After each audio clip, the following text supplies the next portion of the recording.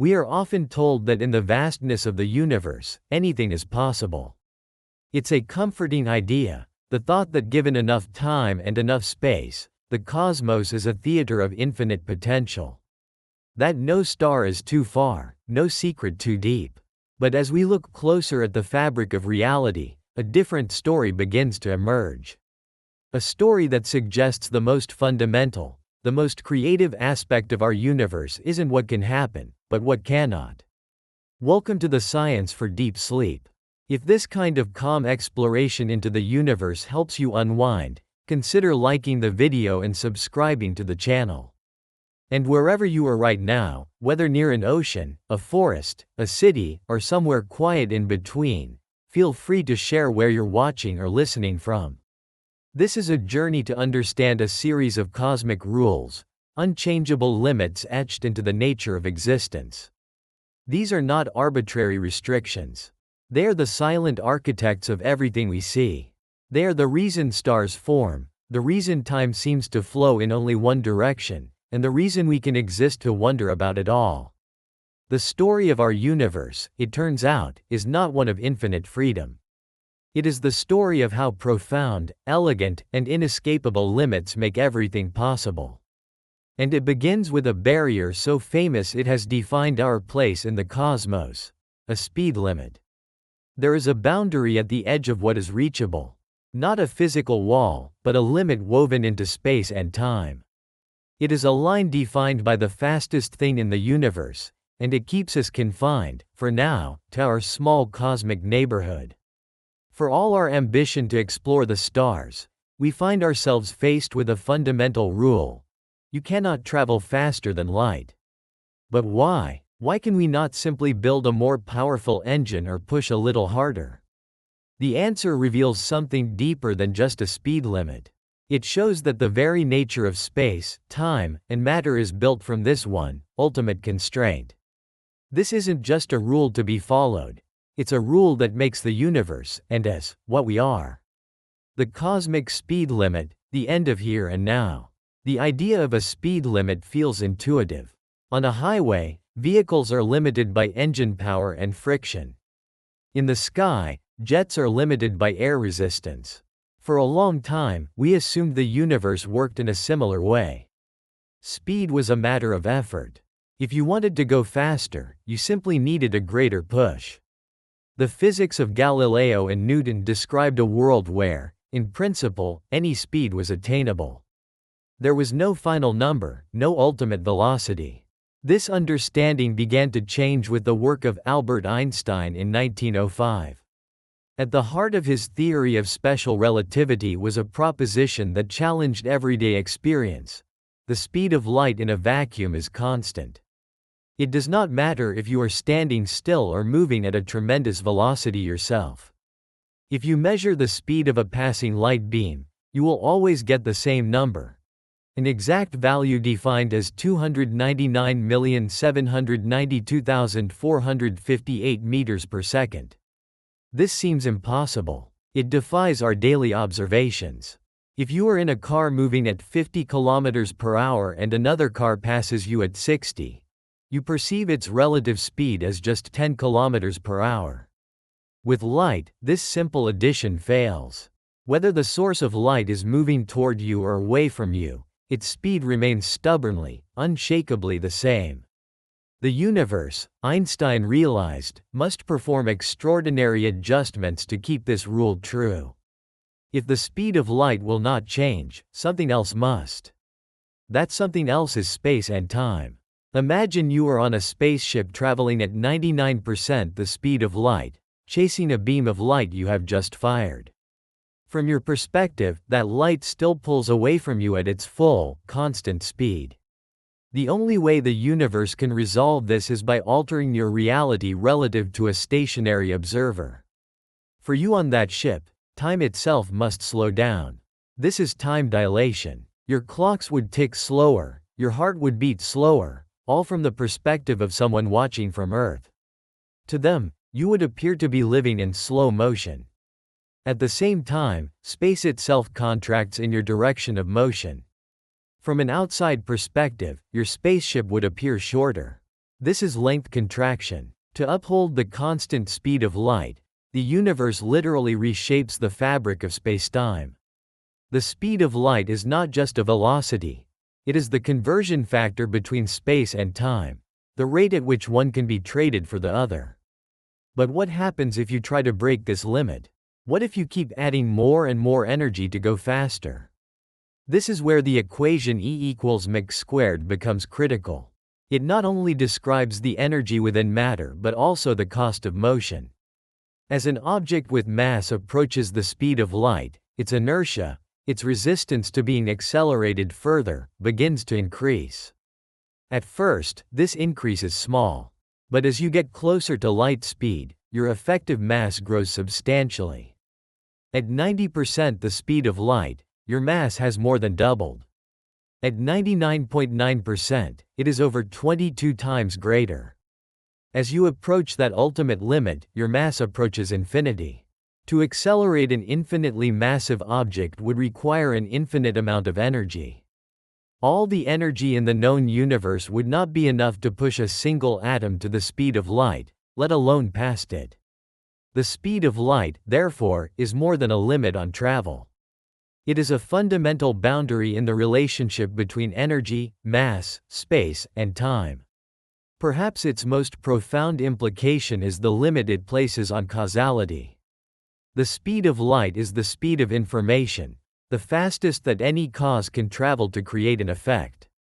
If a star explodes 100 light-years away, we cannot know about it for 100 years, because the information of that event must travel across that distance. If you could travel or send a message faster than light, you could break this ordered sequence.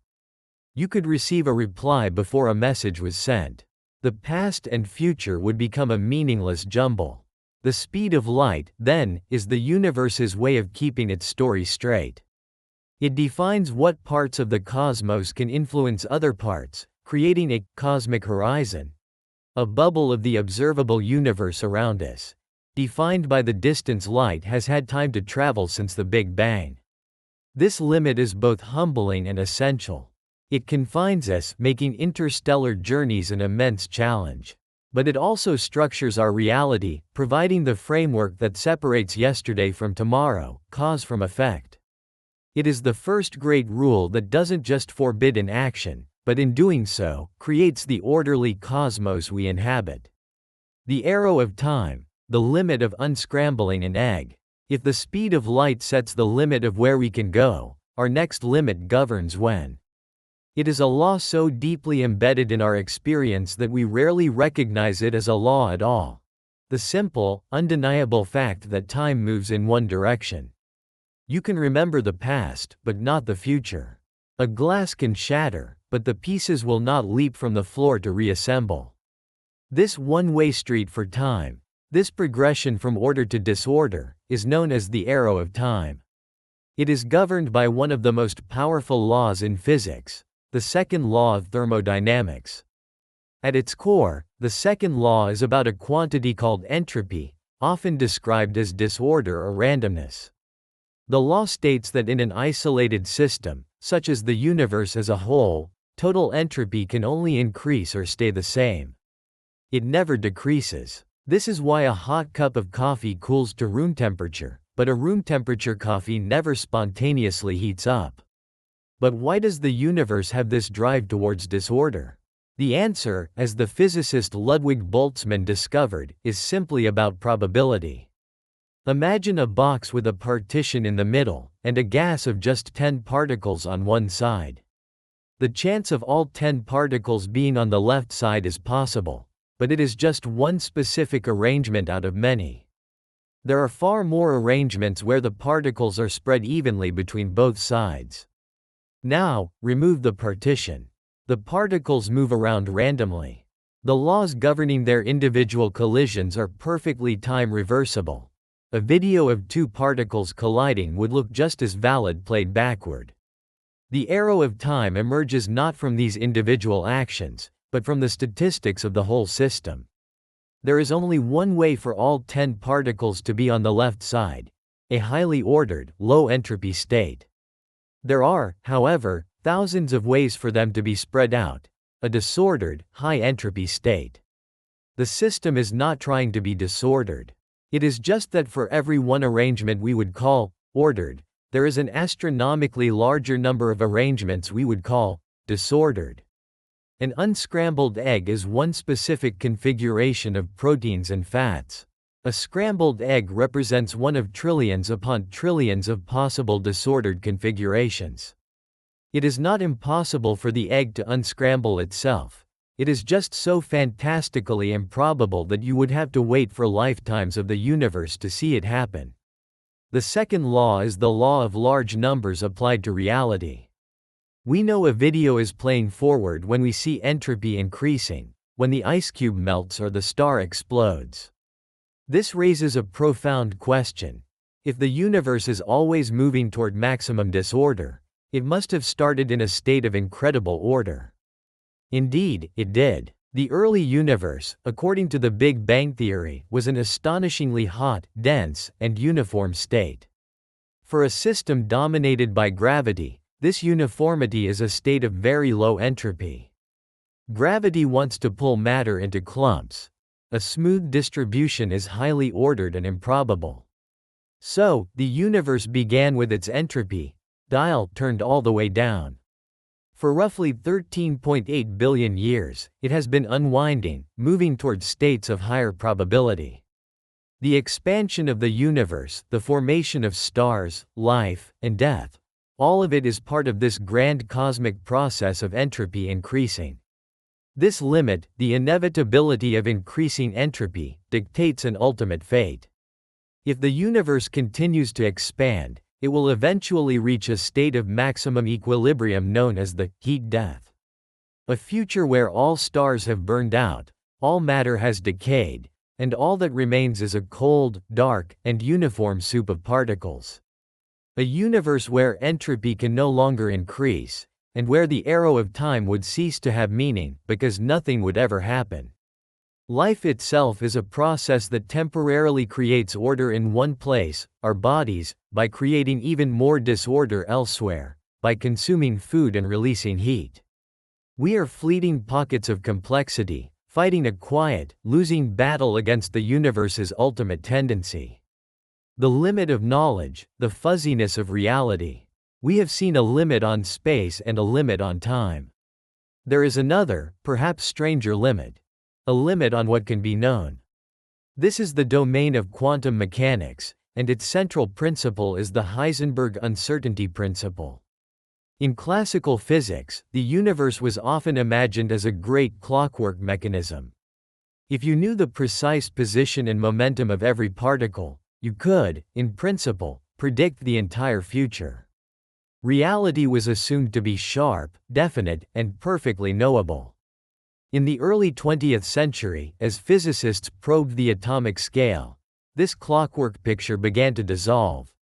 They discovered that at its smallest levels, reality is not sharp.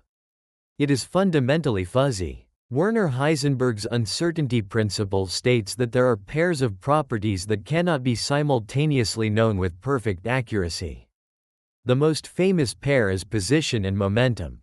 The more precisely you measure a particle's position, the less precisely you can know its momentum. The more precisely you know its momentum, the fuzzier its position becomes. It is crucial to understand this is not a limitation of our tools. It is a fundamental property of the universe itself. An electron simply does not have a definite position and a definite momentum at the same time. The very concept of an electron as a tiny, solid ball with a precise location is incomplete. To understand why, we must consider wave-particle duality. At the quantum level, everything can behave as both a localized particle and a spread-out wave. Imagine a perfect wave on a pond, stretching on forever. You can know its wavelength, related to momentum, with perfect precision. But where is its position? It is everywhere at once. Its position is completely uncertain. Now, imagine a single, sharp spike. You know its position with great precision. But a spike is a combination of countless waves of different wavelengths. Its momentum is therefore completely uncertain. A real quantum particle is a compromise. A wave packet, a localized bundle of waves. To make its position more precise, a narrower packet, you must mix in a wider range of wavelengths, making its momentum more uncertain. To make its momentum more precise, a purer wave, you must spread the packet out, making its position more uncertain. The act of measurement forces the particle to choose. Before measurement, an electron exists in a superposition of possibilities. When you interact with it, perhaps by hitting it with a photon of light, you force that wave function to collapse into a single state. The moment you measure its position, it has a position. But in that act, you have disturbed it, fundamentally altering its momentum in an unpredictable way. You can know where it was, but you have lost precise information about where it is going. The uncertainty principle sets a hard limit on the information content of reality. It tells us that at its most basic level, the universe is probabilistic, not deterministic. Even with perfect knowledge of all physical laws, we can only predict the asterisk probabilities of future outcomes. Ongoing experiments in quantum science explore the nature of this trade-off, using clever techniques to reduce the uncertainty in one variable by squeezing it into another, less critical one. While these methods may lead to incredibly precise sensors, they do not violate the principle. They reinforce the fundamental trade-off at the heart of reality. Einstein famously disliked this idea, stating, "God does not play dice." Yet, a century of experiments has shown that at the quantum level, dice are all the universe plays with. This limit on knowledge is not a flaw, it is a feature. It is the source of quantum phenomena like tunneling, where a particle can pass through a barrier it shouldn't have the energy to cross, because its position is uncertain.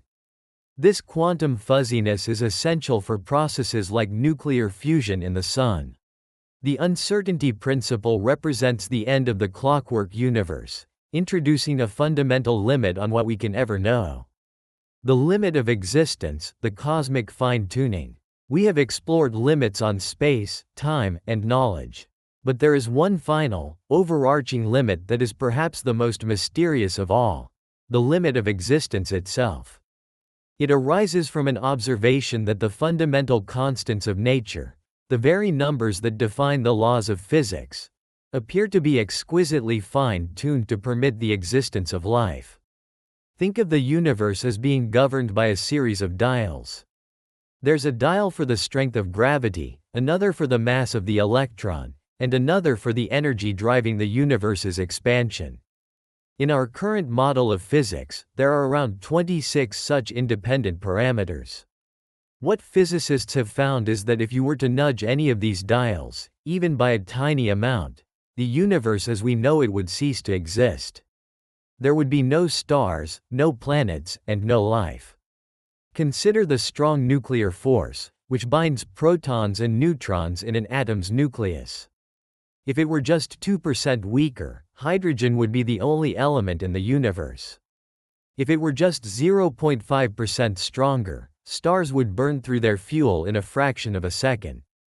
The expansion of the early universe had to be tuned to an accuracy of 1 part in 10 to the power of 120. A fraction faster, and matter would have flown apart too quickly for galaxies to form. A fraction slower, and the universe would have recollapsed moments after the Big Bang. The list continues, with each constant seemingly balanced on a knife edge. The fact that our universe has the precise set of rules that allows for complexity and conscious observers is the essence of the fine-tuning problem. The universe appears, against all odds, to be set up for us.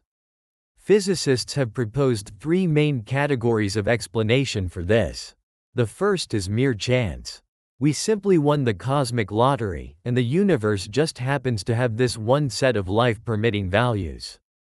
To many, this is not an explanation so much as an admission that one is lacking. The second possibility is a deeper, undiscovered theory.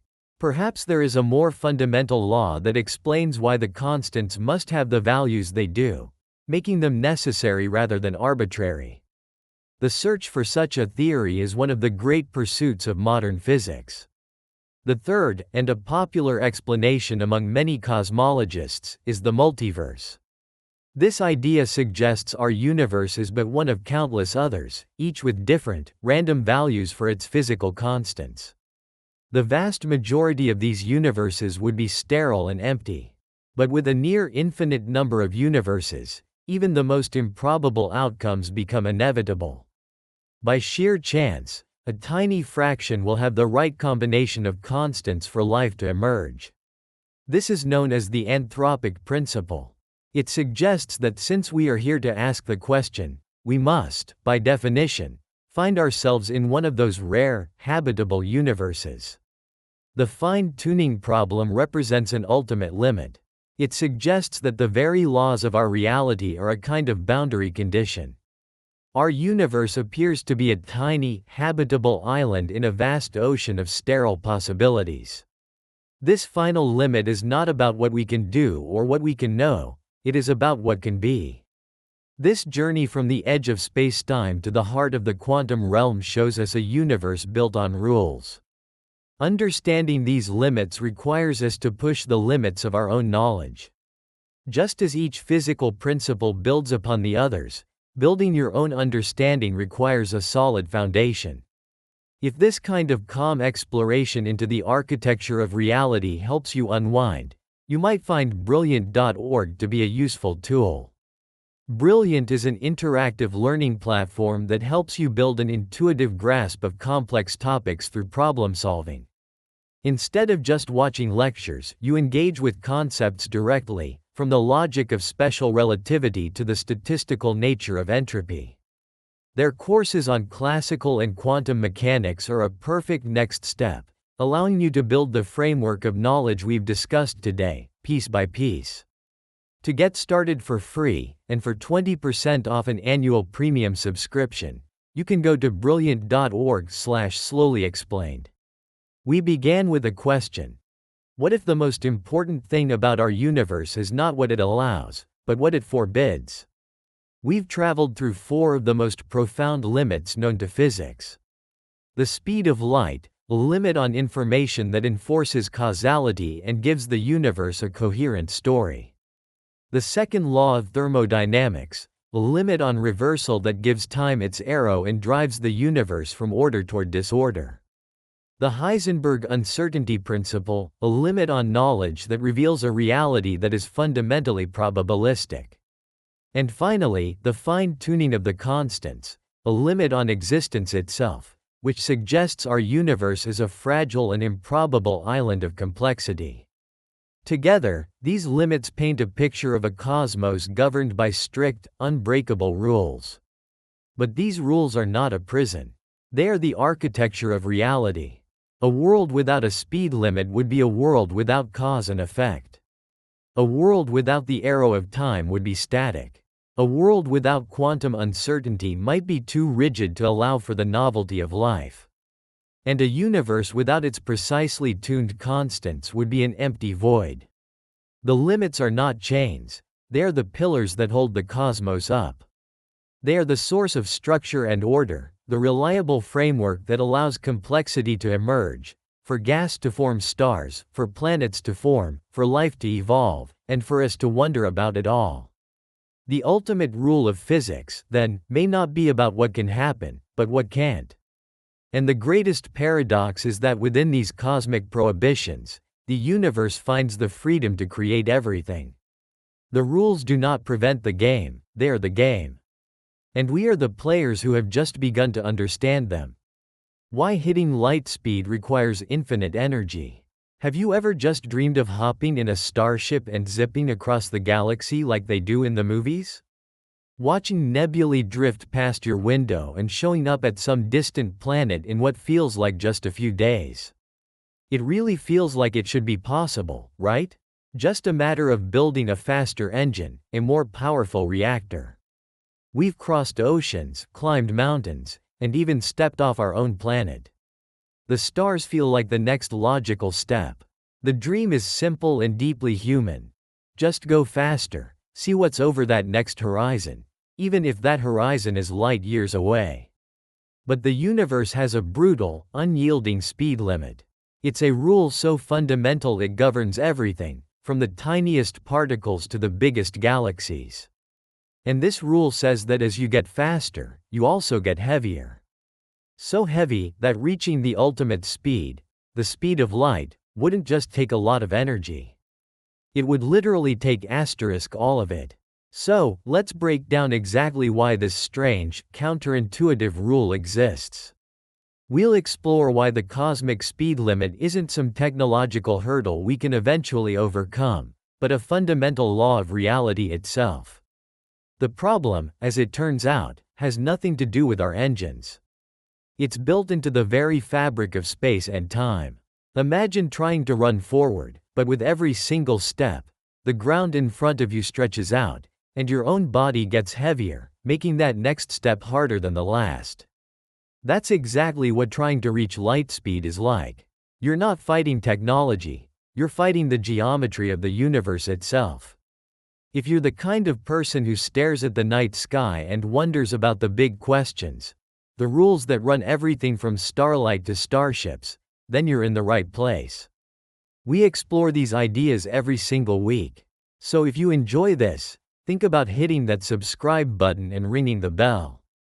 You won't want to miss where we're going next. The two rules that change everything. To get why light speed is the ultimate barrier, you first have to toss out everything you think you know about how speed works. Our intuition, built from driving cars and throwing baseballs, tells us that speeds just add up. If you're on a train going 100 kilometers per hour and you throw a ball forward at 20, someone on the ground sees the ball moving at 120. Simple, obvious, and on a cosmic scale, completely wrong. This is where a young patent clerk named Albert Einstein walks into the story back in 1905. He was wrestling with a huge contradiction in physics. On one hand, you had Newton's laws, which perfectly described the world of moving objects. On the other, you had Maxwell's equations, which described light. The problem? They didn't agree. Maxwell's equations said the speed of light in a vacuum is a constant, about 300,000 kilometers per second, which we call c. But according to Newton, speed should always be relative. So, who was right? If you're in a rocket going half the speed of light and you turn on your headlights, how fast is that light moving? Your gut says 1.5 times the speed of light. But Maxwell, and every experiment since, says it still travels at exactly c. Einstein decided to face this paradox head-on.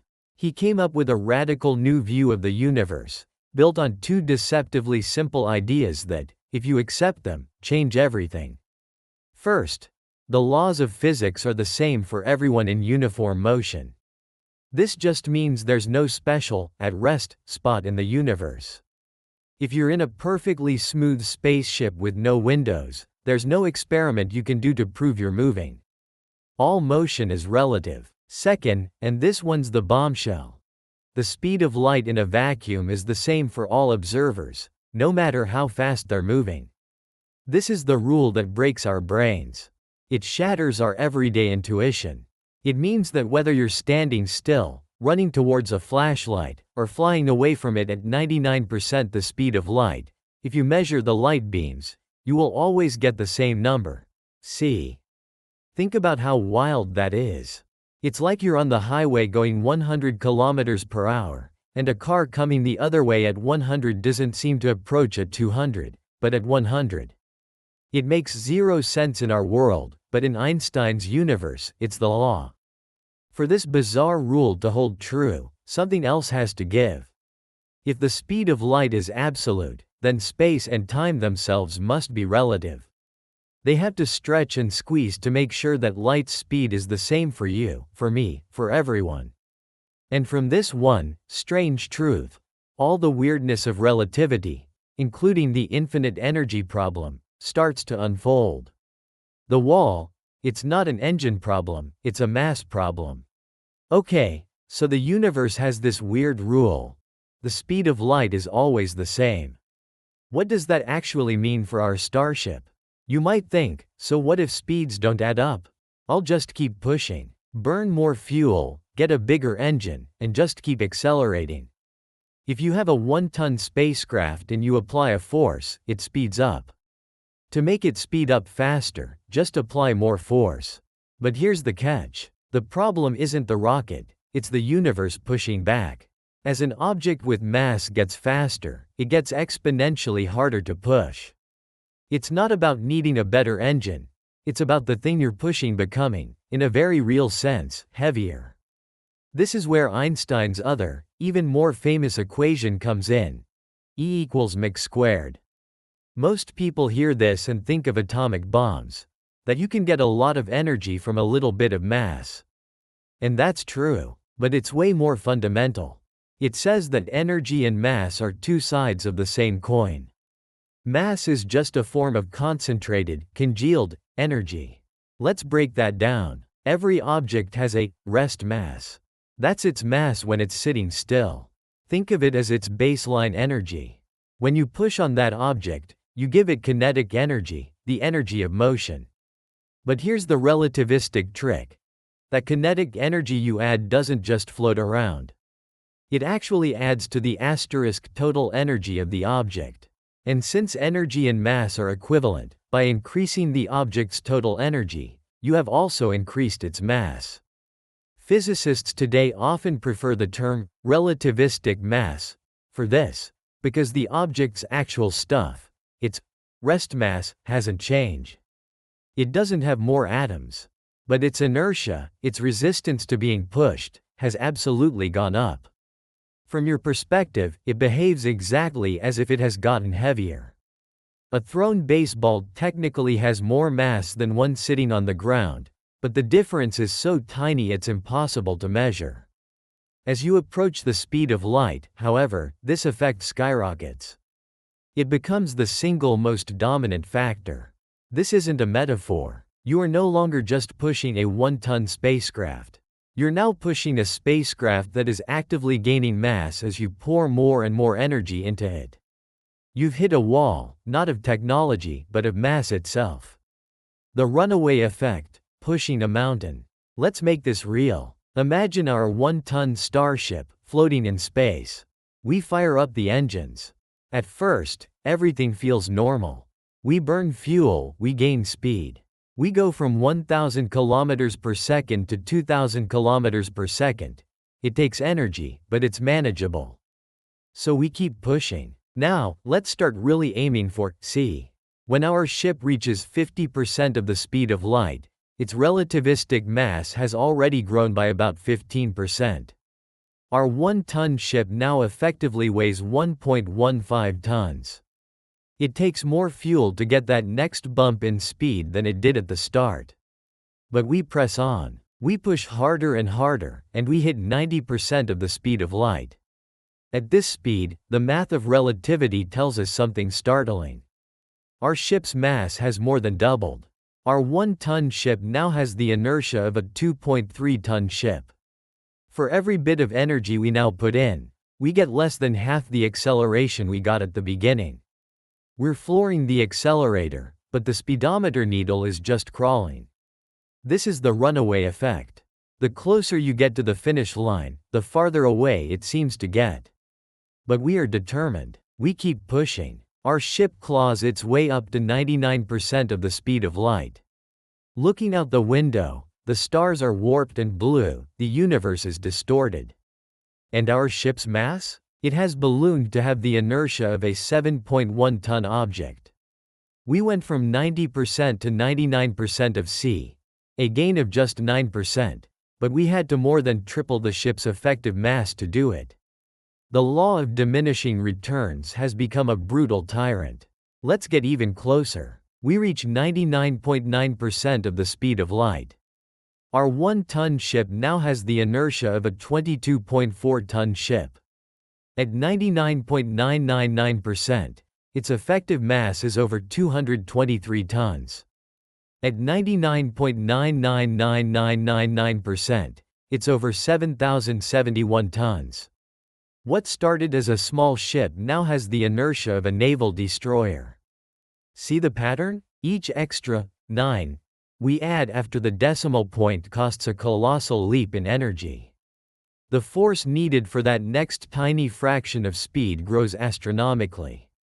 We started by pushing a pebble, which became a boulder, which became a mountain. To reach the speed of light itself, 100% of the math shows that the object's mass would become infinite. And to accelerate an infinite mass, you would need an infinite amount of energy. It's not just a really, really big number. It's a true, mathematical infinity. It would take all the energy in the entire observable universe just to get that one ship over that final hurdle. And since the universe has a finite amount of energy, it is physically, fundamentally, and absolutely impossible. This isn't just a theory. We see it every single day in particle accelerators like the Large Hadron Collider at CERN. Protons are accelerated to 99.9999991% of the speed of light. At that speed, their relativistic mass is about 7,500 times what it is at rest. They behave as if they're thousands of times heavier, and no matter how much more energy scientists pump into them, they only add more nines after the decimal. They never, ever reach the wall is real. The deeper reason, time itself is slowing down. So, we've established that it happens. But it can still feel like a mathematical trick. It doesn't give you that gut feeling of why. Why does the universe work this way? The answer is even stranger. The real reason for this cosmic speed limit is that as you move faster through space, you move slower through time. This is the famous phenomenon of time dilation. Let's use Einstein's favorite tool, a thought experiment. Imagine the simplest clock possible. Two mirrors with a single particle of light, a photon, bouncing between them.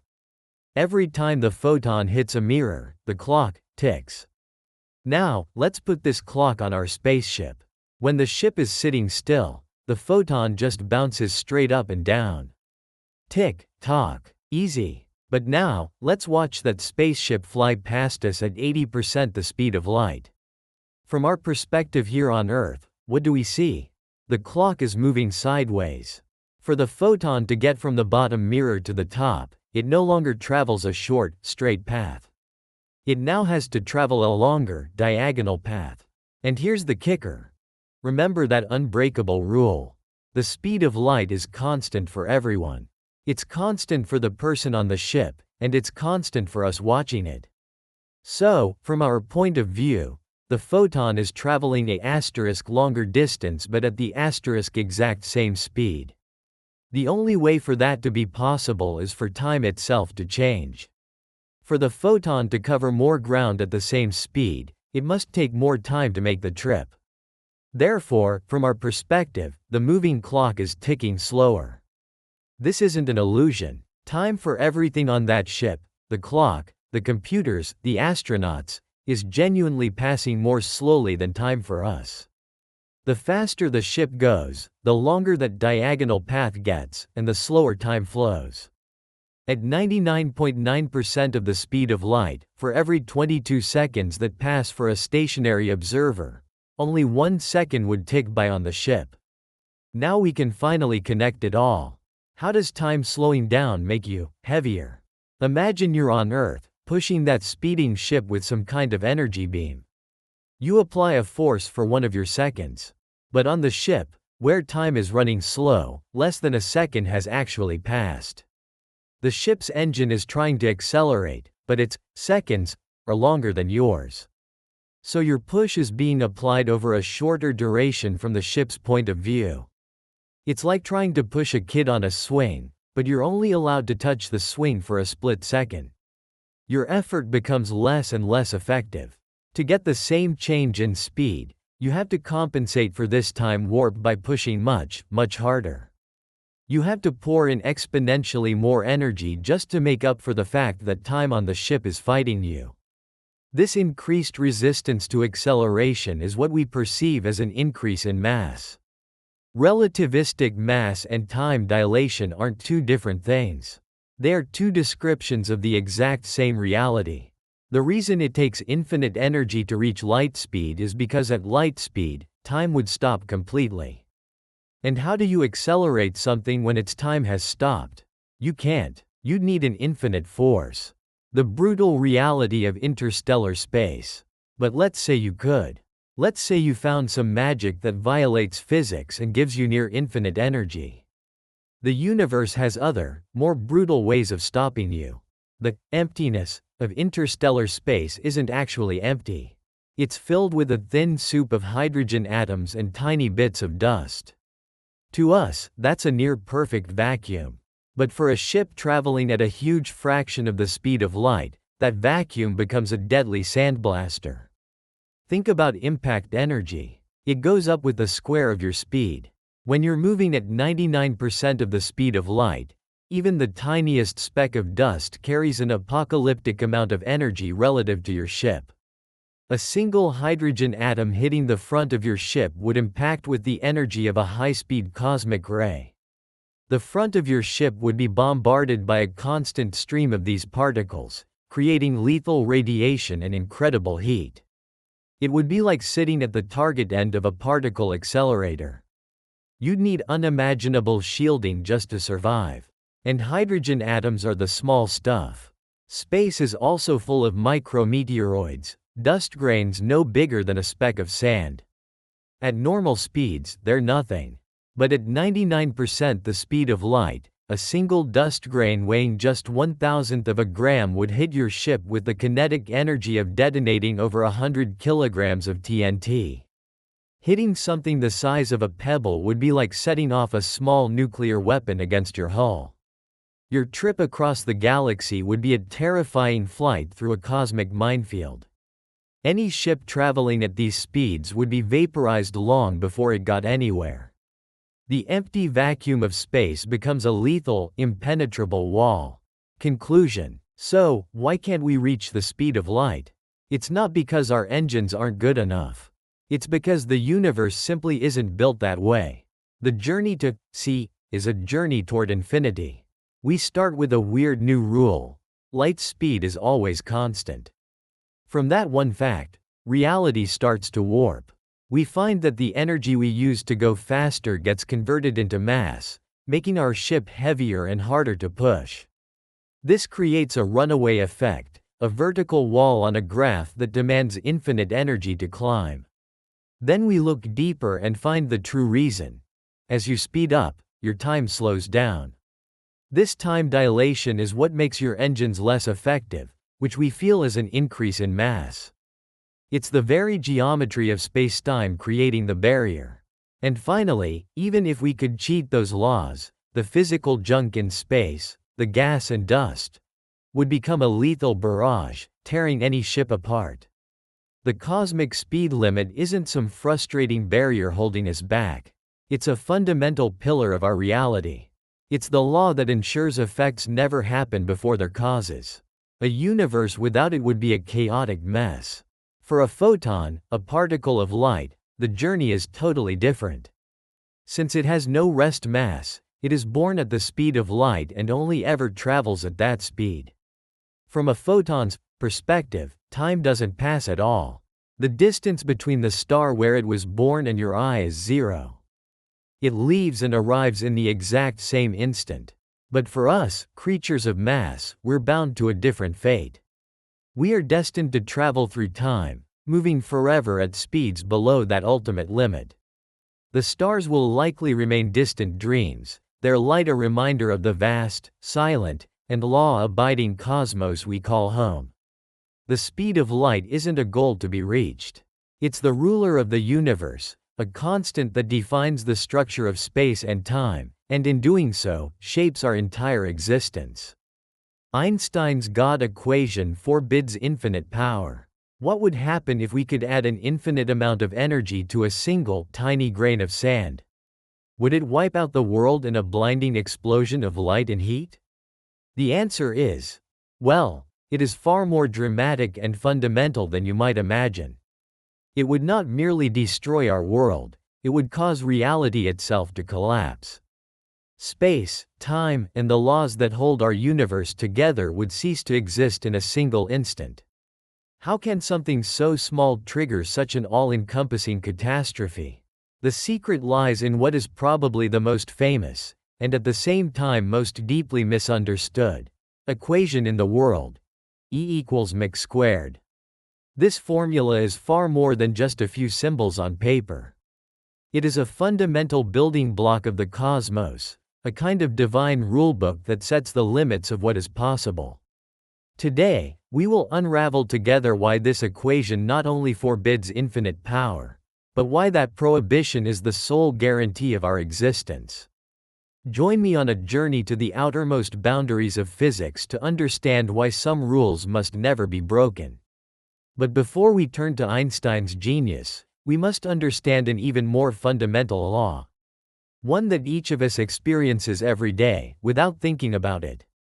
It is a law so deeply embedded in the structure of our reality that it feels almost trivial, yet violating it would have consequences just as catastrophic.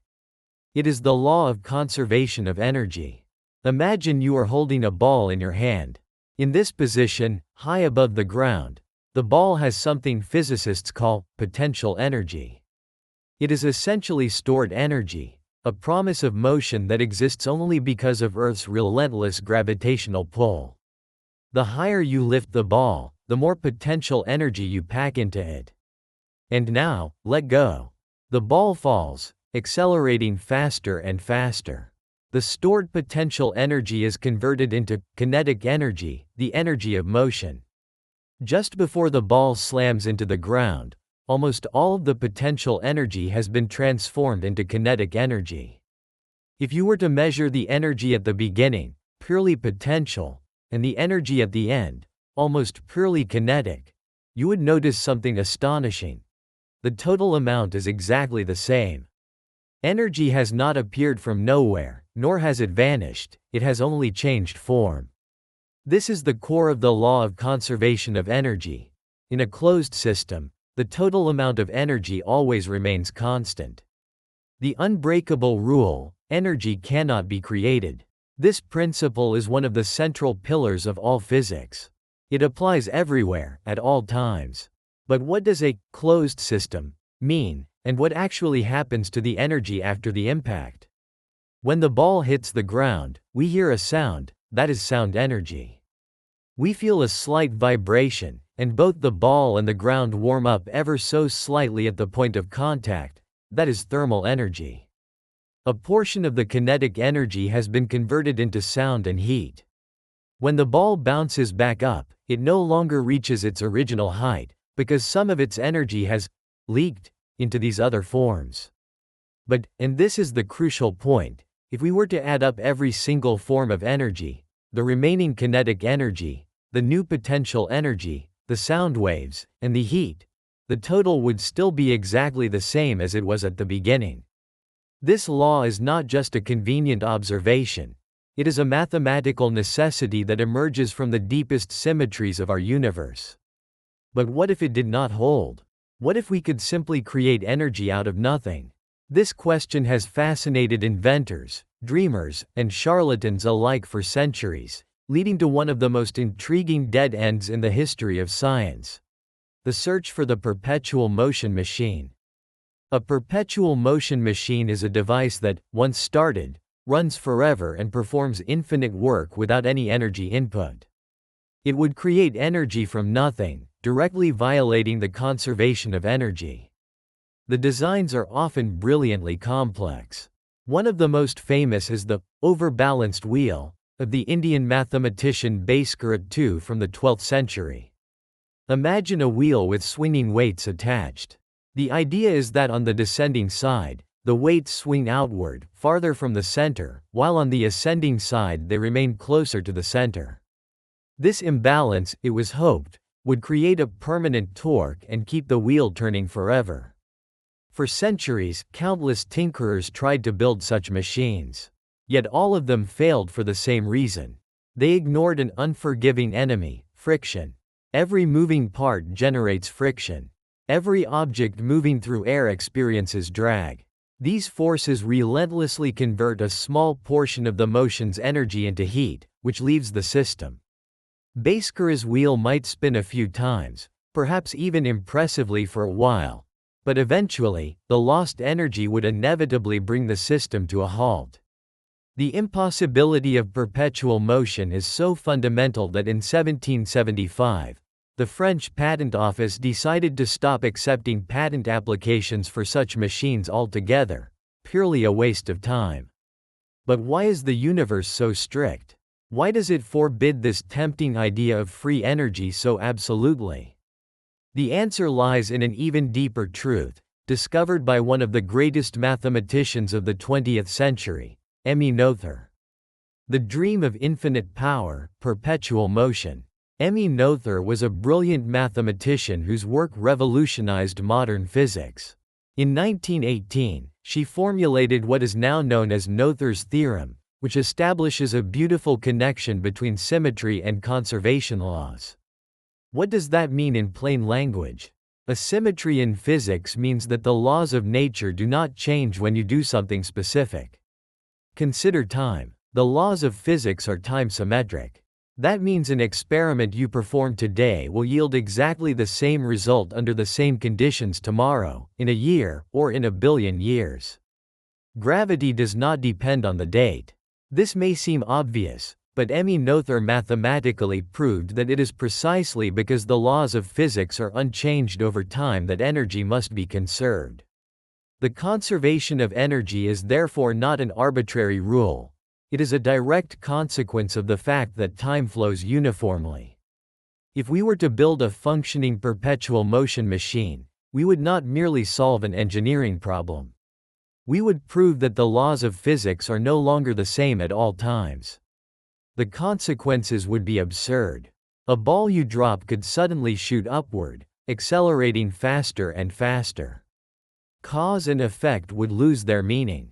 The universe would become an unpredictable, chaotic place. Noether's theorem reveals even more. Because physics works the same everywhere in space, momentum must be conserved. And because the laws do not depend on the direction you face, angular momentum must be conserved. These conservation laws are the foundation of our orderly reality, the guardrails that keep the universe from descending into chaos. The pursuit of perpetual motion was therefore doomed from the start. Energy cannot be created, only transformed. That seemed like an absolute limit. But then, in 1905, a young patent clerk named Albert Einstein entered the stage and showed the world that an unimaginable amount of energy had been hidden in plain sight all along, locked inside matter itself. Einstein enters the stage, the hidden energy in mass. In 1905, his miracle year, Albert Einstein published a series of papers that changed everything. One of them, a short and seemingly modest addendum, contained the most famous equation in the world, E equals mc squared. This formula revealed a shocking truth. Mass and energy are not two separate things, but two sides of the same coin. Think of water, it can be ice, liquid, or vapor, but it is always hydrogen oxide. In the same way, mass and energy are fundamentally the same thing, just in different forms. Let's break down the equation to understand its true, staggering meaning. E stands for energy, the capacity to do work. M stands for mass, what we commonly perceive as weight. C is the speed of light, a cosmic constant of nearly 300,000 kilometers per second. The decisive factor here is c squared, the speed of light squared. This is an astronomically large number, approximately 90 quadrillion. This means that even a tiny amount of mass corresponds to an enormous amount of energy.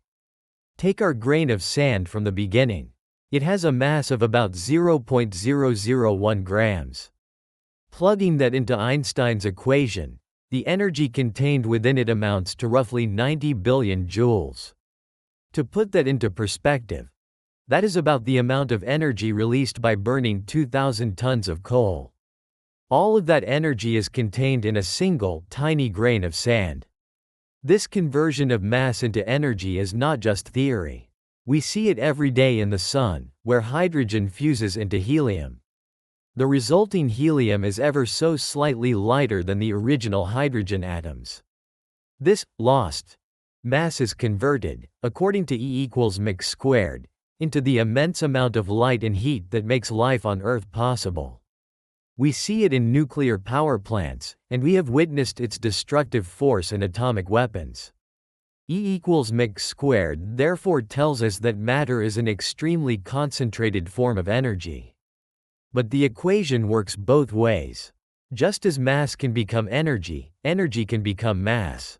And this is where we find the key to our thought experiment, and the reason for the universe's insurmountable speed limit. The cosmic speed limit, why energy has weight. So what happens when we supply energy to an object by accelerating it? Here we enter the strange world of special relativity. One of its strangest, yet repeatedly confirmed, predictions is that it becomes increasingly difficult to accelerate an object the faster it already is. It behaves as if its mass increases. Look again at E equals mc squared. If we increase the energy, E, by accelerating an object, and c squared is a constant, what must happen to the mass, m? Exactly, it must increase as well. The energy we put into motion manifests itself as additional mass. Imagine you are traveling in a spaceship. Going from 0 to 10% of the speed of light is relatively easy. The increase in mass is negligible. To reach 50% of the speed of light, you already need significantly more energy. The mass of your spaceship has increased by about 15%. Now you ignite everything you have. Target 90% of the speed of light. The energy required becomes enormous. To achieve this, the mass of your spaceship has more than doubled. It is now twice as difficult to accelerate as it was at rest. Want to reach 99% of the speed of light? The required energy rises exponentially. The ship's mass is now more than 7 times greater. And at 99.999%, the mass would already be more than 223 times greater than at the start. You see the pattern. The closer we get to the speed of light, the more of the supplied energy is converted not into additional speed, but into additional mass. To accelerate an object with mass to exactly the speed of light would require infinite energy, because its mass would approach infinity. Since infinite energy is not available in our universe, it is simply impossible for any object with mass to reach the speed of light. It is the ultimate speed limit of the cosmos, a direct consequence of E equals mc squared. And with this understanding, we can now return to our grain of sand. The climax, the grain of sand apocalypse. Back to our terrifying thought experiment. We have our grain of sand and a machine capable of the impossible. It can supply infinite energy. We ignore all rules. What happens the moment we flip the switch? Step 1. Infinite mass. If the supplied energy, E, is infinite, then the resulting mass, m, of the grain of sand must also become infinite. In a single instant, this tiny grain of quartz turns into an object of infinite mass. Step 2. Einstein's other great idea. To understand what happens next, we need Einstein's general theory of relativity. It describes gravity as a curvature of spacetime. Mass bends spacetime like a heavy ball placed on a rubber sheet. Earth creates a dent in which the moon orbits. The sun creates a much deeper one that holds the planets in their paths. Step 3. The collapse of spacetime. What kind of dent would an object with infinite mass create? Not a dent. It would tear an infinitely deep hole into the fabric of reality. The curvature of spacetime at that point would become infinite. This is the concept of a singularity, but far more extreme than one inside a black hole. Step 4. The apocalypse. The gravitational pull of this point would be instantly infinite. It would not merely consume the Earth. Its gravity would propagate at the speed of light, but with infinite strength. Every atom in the universe would be dragged toward this single point. It would be an immediate, total collapse of the entire cosmos. Spacetime itself, the stage on which the universe exists, would cease to exist. It would not be the destruction of the world. It would be the annihilation of reality. And this is where the true beauty of E equals mc squared reveals itself. This equation is not merely a formula. It is a kind of God equation, a fundamental rule that protects the universe from itself. By dictating that energy has mass, and that infinite energy would be required to reach the speed of light, it erects an insurmountable barrier. It forbids the creation of infinite mass and thereby prevents the ultimate catastrophe. It is the guarantee that the universe can remain stable. The prohibition of infinite power is not a limitation, it is the foundation of our existence. Conclusion: what a journey! We began with the simple prohibition against creating energy from nothing and arrived at the realization that this very prohibition is what holds the universe together. We saw how Emmy Noether anchored this principle in the symmetry of time, and how Albert Einstein showed us that matter itself is an incredibly dense form of energy. Finally, we saw how attempting to break these rules would erase reality itself. The laws of physics are therefore not chains. They are the rule book that makes a universe full of possibilities possible in the first place. E equals mc squared may be the most elegant of these rules. It is the reason matter can exist stably, and why reality does not collapse into nothingness every second. It is the ultimate insurance policy of the cosmos against absolute power. If you enjoyed this journey to the limits of physics and find the deep truths hidden within the laws of nature as fascinating as we do, feel free to leave a like and subscribe to the channel for more cosmic explorations. The next time you see a stone fall or feel the weight of an object in your hand, smile. Because in that moment, you are witnessing the strength of the laws that prevent the universe from destroying itself. The rules apply, and that is a very good thing. Zoom too far and you'll break reality. Long before we understood the atom, or even the cell, humanity began a journey inward. We started by looking at the world around us, then developed tools to look closer.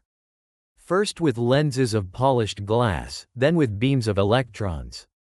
With each step, new worlds revealed themselves, layers of reality hidden just beyond our sight. This is a journey to the very end of that path. A journey not to a place, but to a scale. A scale so small that the rules of observation begin to break down, where the fabric of the universe itself prevents us from looking any further. This is not a limit of our tools, but a fundamental feature of reality, a point where the act of seeing becomes an act of creation, and where our quest for knowledge leads us to a profound and beautiful paradox. The tools of observation, how we see the unseen. To understand the world is, at its most basic level, to gather information about it. When we see an object, particles of light, photons, have traveled from that object to our eyes, carrying with them information about its shape and color. For centuries, our sight was limited by biology. Then came the microscope, and with it, whole universes appeared in a single drop of water. The principle was simple. Use lenses to bend light, magnifying what was once invisible. We saw the cell, the bacterium, the intricate architectures of life. For a time, it seemed the path forward was simply to build better lenses and to zoom in forever. But a barrier was reached. Not one of technology, but of physics. That barrier is called wavelength. It is helpful to think of light not just as a particle, but as a wave, with a distance between its peaks. To resolve an object, to see it clearly, the wavelength of the light used must be smaller than the object itself. It is like trying to feel the shape of a small stone with the large, rolling waves of an ocean. The waves simply wash over it, revealing nothing. But with small, tight ripples, one can trace the stone's every detail. The smaller the wave, the finer the information it can carry. Visible light was perfect for seeing cells, but its wavelength is far too large to see an individual atom. The light simply washes over it. So, a new tool was needed. Physicists and engineers realized they did not have to use visible light.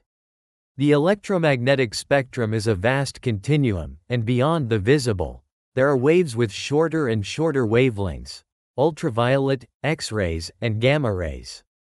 This led to the electron microscope. Instead of light, it uses a beam of electrons. Here, quantum mechanics begins to reveal the strange nature of the very small. It tells us that particles, like electrons, also behave as waves. And by accelerating an electron, by giving it more energy, its wavelength becomes shorter. This allowed us to see for the first time the arrangement of individual atoms in a crystal. We could watch the quiet, strange machinery of a virus. We were looking at the true foundations of matter. And the journey continued. We built particle accelerators, vast rings where particles are sped to nearly the speed of light. In a sense, these are the most powerful microscopes ever made. By giving particles like protons incredible energy, their wavelengths become extraordinarily short, allowing us to probe inside the atom itself. We used them to find the proton and neutron, and then, looking deeper still, we found they too were made of smaller things, quarks. Each step was a quiet triumph. From cells to atoms, from atoms to the quarks within them. The rule seemed to be simple. To see something smaller, you need a probe with a shorter wavelength. It appeared that all we needed to do was build more powerful machines, to create ever shorter wavelengths, and we could continue our journey inward without limit. But as we follow this path, the rules of the universe begin to change. There is a cost to making our probes smaller and smaller. And that cost is energy. The energy cost. There's no such thing as a free look. Our journey inward has been a story of making our measuring tool smaller. And shrinking this tool, the wavelength of our probe, is not free. A fundamental law of physics connects wavelength to energy. The shorter the wavelength, the higher the energy. This relationship, described by the equation E equals hc, lambda, is a cornerstone of modern physics. Here, E is energy, and lambda is wavelength. The other letters, h and c, are Planck's constant and the speed of light, numbers that define the basic grammar of our universe. The important detail is that wavelength is in the denominator. As it gets smaller, the energy grows in proportion. To see something with a probe half the size, it requires twice the energy. We can see this relationship in the world around us. The red light from an LED is gentle. Its photons have a long wavelength and low energy. Ultraviolet light from the sun, however, has a shorter wavelength. Its photons carry more energy, enough to damage skin cells. X-rays have wavelengths shorter still, and their higher energy allows them to pass through soft tissue, which is why exposure is carefully limited. At the far end of the spectrum are gamma rays, with some of the shortest wavelengths and highest energies we can produce. The first microscopes used low-energy visible light. Electron microscopes required us to actively give electrons more energy, accelerating them to shorten their wavelengths and see atoms. To see a proton, which is about 100,000 times smaller than an atom, requires a probe with a wavelength 100,000 times shorter, and therefore, energy 100,000 times greater. This is the purpose of machines like the Large Hadron Collider. They are vast instruments for injecting energy into particles. They accelerate protons to nearly the speed of light, causing their wavelengths to shrink to a size far smaller than a proton itself. When these particles collide, their immense concentration of energy can create new particles, revealing the hidden structures of the subatomic world. So far, this seems like a problem of engineering. A difficult one, to be sure, but one that could be solved by building larger, more powerful machines. You could imagine future civilizations building accelerators the size of solar systems, capable of generating unimaginable energies to probe the finest threads of reality. The progression seems logical. We are demanding more and more energy and concentrating it into a smaller and smaller point to act as our probe. For a while, this works. Quantum mechanics allows it. More energy provides a shorter wavelength. But as we continue, as the energies become truly vast and the space they are packed into becomes almost infinitesimally small, another fundamental theory of the universe, one that has been waiting quietly, steps forward. This theory governs space, time, and gravity. And it tells us that concentrating this much energy into a single point has a consequence. A profound, reality-bending consequence. Einstein had an answer for what happens, and it changes everything. The turn, Einstein's intervention. For most of our journey into the small, we have been able to ignore one of the fundamental forces of nature, gravity. At the scale of atoms and particles, gravity is incredibly weak. The electromagnetic force between an electron and a proton is about 1,000 trillion times stronger than their gravitational attraction. In the quantum realm, gravity is a whisper. But gravity is connected to the universe in a unique way, a way revealed to us by Albert Einstein in his theory of general relativity. And it is this theory that builds the wall we are about to encounter. Einstein proposed that space and time are not a static background, but are woven together into a single, dynamic fabric, spacetime. And this fabric can be bent and curved by the presence of matter and energy. This curvature is what we feel as gravity. Imagine a stretched rubber sheet. A heavy ball placed on it creates a dip. A smaller marble rolling nearby follows the curve made by the ball. This is how the Earth orbits the Sun. The Sun's immense mass creates a deep curve in spacetime, and our planet is simply following that curve. And here is the crucial point for our journey. It is not just mass that curves spacetime. It is energy as well. Einstein's famous equation, E=mc², tells us that mass and energy are two aspects of the same thing. They are interchangeable. And because they are equivalent, a great concentration of energy will warp the fabric of spacetime just as a great concentration of mass will. This is not an abstract idea. We have observed starlight bending as it passes the Sun, following the curve in spacetime. The GPS systems we rely on must account for the fact that time itself flows at a different rate in orbit than it does on Earth's surface, a direct result of spacetime curvature. So, we return to our quest to see the infinitely small. We know that to see smaller things, we need probes with shorter wavelengths. And shorter wavelengths require more energy packed into that probe. A conflict begins to emerge. On one hand, quantum mechanics says, give me more energy, and I will give you a shorter wavelength. We can continue to zoom in. On the other hand, general relativity says, be careful. If you pack too much energy into too small a space, you will begin to warp spacetime itself. And if you warp it enough, something dramatic will happen. For a long time, these two ideas do not interfere. The energy needed to probe an atom, or even a quark, creates a gravitational effect so small it is negligible. The fabric of spacetime barely trembles. But we are not talking about those energies anymore. We are talking about pushing to the absolute limit. We are on a journey to the smallest possible distance we can conceive of, a distance known as the Planck length. This is not a number chosen at random. It is a length that emerges naturally when you combine three of the universe's fundamental constants. H·bar, the constant of quantum mechanics which defines the graininess of the world. C*, the speed of light, the ultimate speed limit from relativity. And G*, the gravitational constant, which sets the strength of gravity. The physicist Max Planck realized there is only one way to combine these three constants to get a unit of length. The result is a number that is almost beyond comprehension. About 1.6 by 10 cubed to the power of 5 meters. To put that in perspective, if you were to scale up a single atom to be the size of the known universe, the Planck length would be about the height of a tree. It is a scale 20 orders of magnitude smaller than a proton.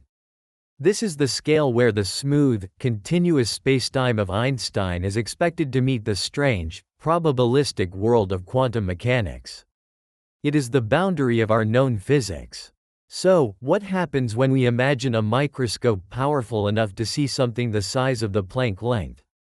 To do so, we would need a probe, a photon, with a wavelength equal to the Planck length. And we can calculate the energy of such a photon. The result is an energy known as the Planck energy, and it is colossal. It is a quadrillion times higher than the energy of a collision at the Large Hadron Collider. It is the energy of a tank of gasoline, but the difference is that we are concentrating all of it into a single particle, a probe in a region the size of the Planck length. And now, the two great theories of physics have their meeting. Quantum mechanics has provided the ultimate probe, but general relativity looks at this concentration of energy and makes a startling prediction. To pack that much energy into that small a space will do more than just bend spacetime. It will break it. The climax, creating a black hole. We have arrived at the final step. We have imagined the ultimate microscope, a machine that can create a single photon with a wavelength equal to the Planck length. Its energy is immense, all focused on a point billions of times smaller than a proton. Our goal is simple: to see what exists at this fundamental scale of reality. We fire the photon at our target. And here, the universe presents us with a paradox. The moment our high-energy photon is created, its immense concentration of energy warps the spacetime around it so severely that the fabric collapses in on itself. It creates a black hole. This is a direct consequence of combining the two theories. To understand why, we must introduce one more idea: the Schwarzschild radius. This is the radius to which any object must be compressed for its gravity to become so strong that nothing, not even light, can escape. The boundary at this radius is the event horizon, the point of no return. For the Earth to become a black hole, it would need to be compressed to a sphere just 9 millimeters across. But because mass and energy are equivalent, we can also calculate a Schwarzschild radius for a concentration of energy. And what is the Schwarzschild radius for a single particle that has the Planck energy?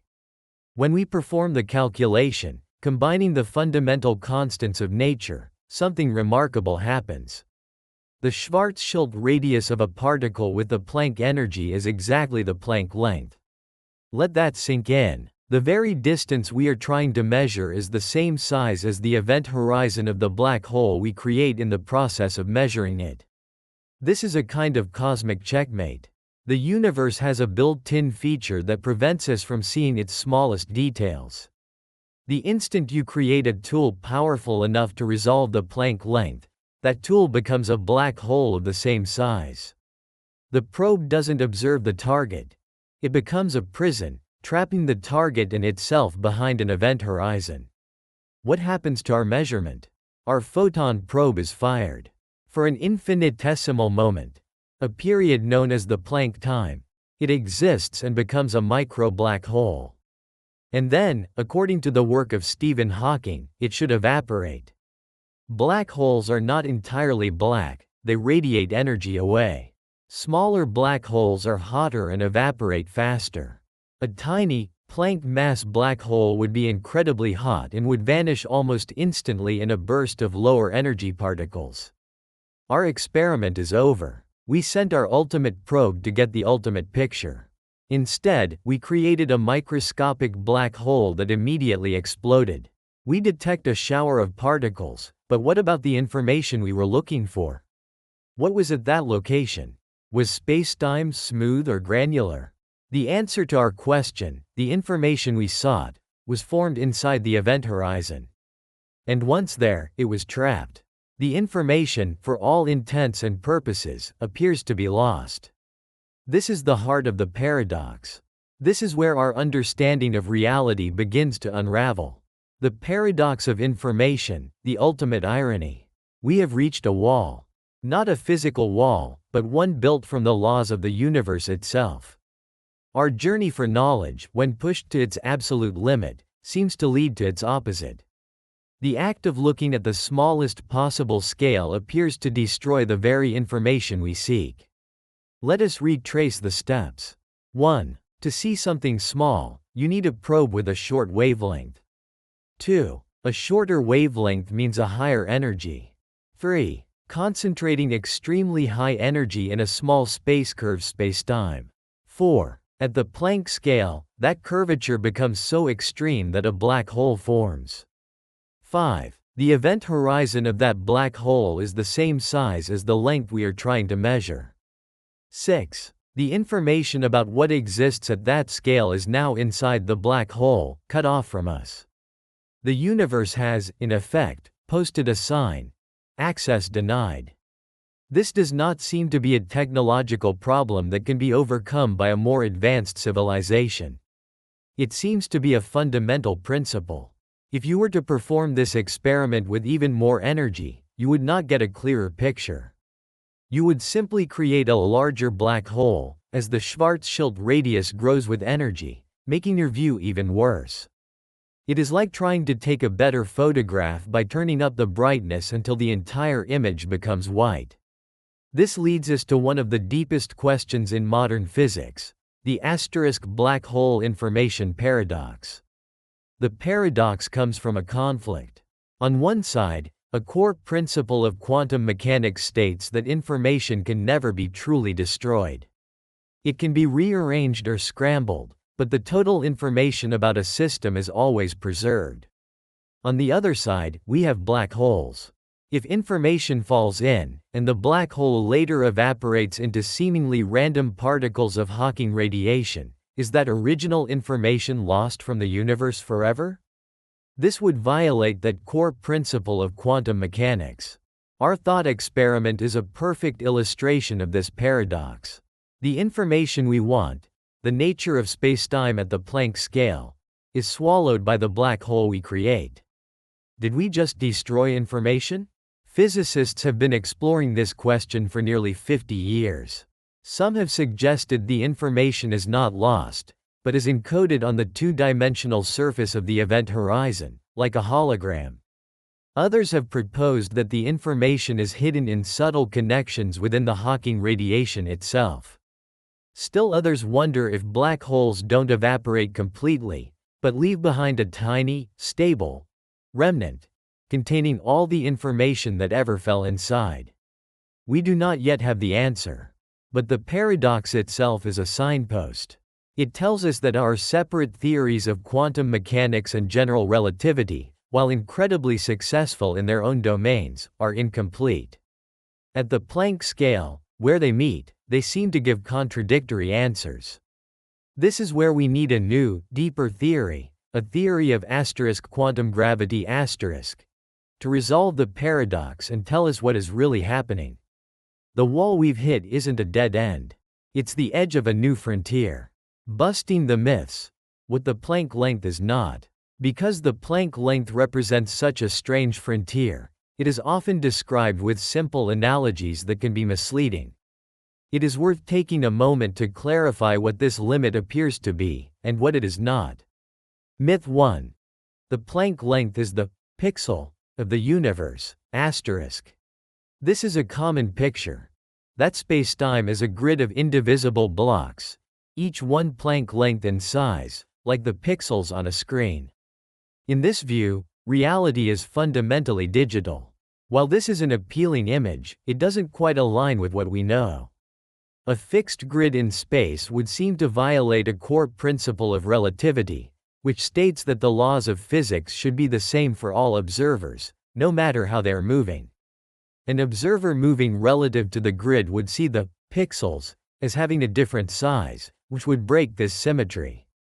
More importantly, the Planck length emerges from a limit on measurability, not necessarily a limit on existence. The problem was not that a shorter distance is impossible, but that our attempt to observe it fails. Spacetime at this scale is more likely to be a quantum foam, a chaotic, probabilistic sea where ideas of distance and time become fuzzy, rather than a neat and orderly grid. Myth 2. Nothing can be smaller than the Planck length, asterisk. This is a subtle but important distinction. The Planck length is often stated to be the absolute smallest size possible. A more accurate statement is that it appears to be the smallest length that can be meaningfully probed or measured, according to our current understanding of physics. It is possible that things exist on scales smaller than the Planck length. Some theories, like string theory, propose that the fundamental parts of reality are tiny vibrating strings of energy, themselves thought to be around the size of the Planck length. The issue is that we are walled off from observing them directly. It's not that a distance of half a Planck length is a logical impossibility, like a square circle. It's that the universe seems to be structured in a way that prevents us from ever building an experiment that could confirm it. It is a limit on our interaction with reality, which may be different from a limit on reality itself. The Planck length marks the boundary where our current theories break down and stop giving reliable answers. It signals the need for a new theory, one of quantum gravity, which would describe what happens at and below this scale. That new theory might describe a world of quantum foam or something else entirely. It is more accurate to say the Planck length is the smallest distance we can understand with today's physics, rather than the smallest distance that can exist. The so what? Implications of a fundamental limit. So, the universe has a boundary marker at the 10 cubed to the power of 5 meter scale. What does that mean for our story of the universe? The existence of this wall is one of the most profound clues we have about the ultimate nature of reality. First, it tells us that our two great theories, general relativity and quantum mechanics, are not the final story. They are approximations of a deeper reality. For a century, we have used one for the very large and the other for the very small. The Planck scale is where their territories overlap and their laws conflict. The paradox of our thought experiment is the evidence that we need a unified theory of quantum gravity. There are a few leading ideas for what this theory might look like. String theory * replaces the idea of particles as points with tiny, one-dimensional vibrating strings. The different ways these strings vibrate give rise to the different particles we see, much like different vibrations of a guitar string produce different musical notes. Gravity itself emerges as one of these vibrations. Another leading idea is *loop quantum gravity. In this theory, spacetime itself is not smooth but is made of discrete, quantum chunks woven into a network. Here, the Planck length is a true, physical, atom of space. Both of these theories are attempts to describe what happens beyond the wall. They predict a reality far stranger than our intuition can grasp, a world of hidden dimensions, vibrating strings, or granular, quantized spacetime. The Planck scale also offers insight into the two most mysterious places in the cosmos: the center of a black hole and the beginning of the universe at the Big Bang. General relativity predicts these are singularities, points of infinite density where physics breaks down. But most physicists believe a theory of quantum gravity would resolve these singularities, replacing them with a description of a finite, though extreme, state. The Planck scale is the natural arena for this new physics. What was the universe like during its first moment of existence? Quantum gravity is the only tool that could ever tell us. The wall at the Planck length, then, is not a point of failure. It is perhaps the most exciting clue we have. It tells us that space and time, which seem so smooth and fundamental, may be emergent properties. Just as the smoothness of water emerges from the motion of countless molecules, perhaps spacetime itself emerges from a more fundamental, quantized reality that lies beneath. Conclusion. The edge of knowledge. We began with a simple question. What happens if you keep zooming in? We followed this question from the familiar world of microscopes to the theoretical limits of observation. We journeyed past atoms and quarks, armed with probes of ever-increasing energy. And there, at the horizon of our understanding, we found not a clear picture but a paradox. A place where the act of looking is the act of breaking. Where the energy needed to see the universe's smallest details is the same energy that collapses that detail into a black hole, hiding it from view. This limit, the Planck scale, appears to be a fundamental message from the universe. It is a boundary where space and time are no longer a simple background, but become active, chaotic participants. It is a realm where our ideas of here and there, before, and after, may dissolve into a roiling quantum foam. The wall we hit is not the end of physics. It is the beginning of the next chapter. It is the frontier that inspires theories like string theory and loop quantum gravity, forcing us to rethink the nature of reality itself. The universe, it seems, has a point where it presents us with its deepest questions through the most powerful force it has: gravity. And in that barrier, in that elegant and profound paradox, lies the greatest clue we have to the ultimate laws of everything. The edge of what we can know is also the signpost pointing to everything we have yet to learn. The ghostly world near absolute zero. There is a temperature so cold that, in theory, all the atoms in the universe simply cease their motion. This is absolute zero, a floor to reality. It sits at -273.15 degrees Celsius, or more simply, 0 Kelvin. At this temperature, all the thermal vibration we know as heat is gone. There is no more energy left to remove. It feels like an intuitive endpoint, the final stop on a long journey into the cold. But what if, in the world just a fraction of a degree above this point, matter doesn't stop? What if it awakens? Shedding its normal properties, it begins to obey the quiet, unfamiliar rules of the quantum realm, defying gravity and challenging what we think we know about the world. How can the coldest, quietest place in the universe also be the strangest? This is not a story about an ending, but a beginning. A journey into a realm where the classical laws of physics dissolve and are replaced by something more fundamental.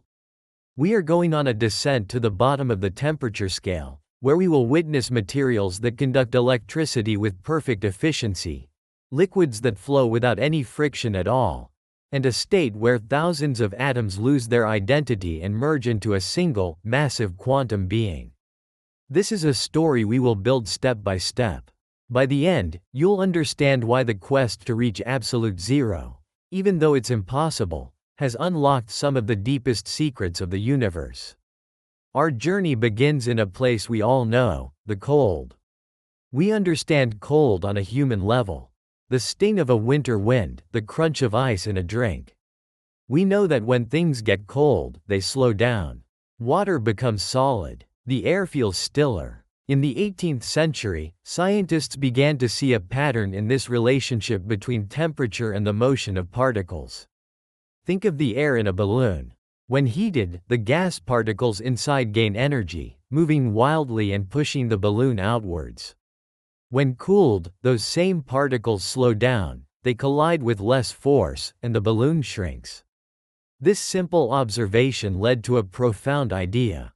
A French physicist named Guillaume Amontons, working in the early 1700s with early air thermometers, noticed that as he cooled a gas, its pressure dropped in a predictable, linear way.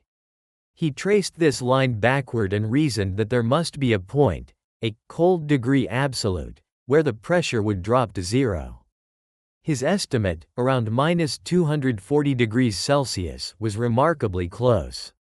This idea was refined over the next century, culminating in the work of the physicist William Thomson, later known as Lord Kelvin.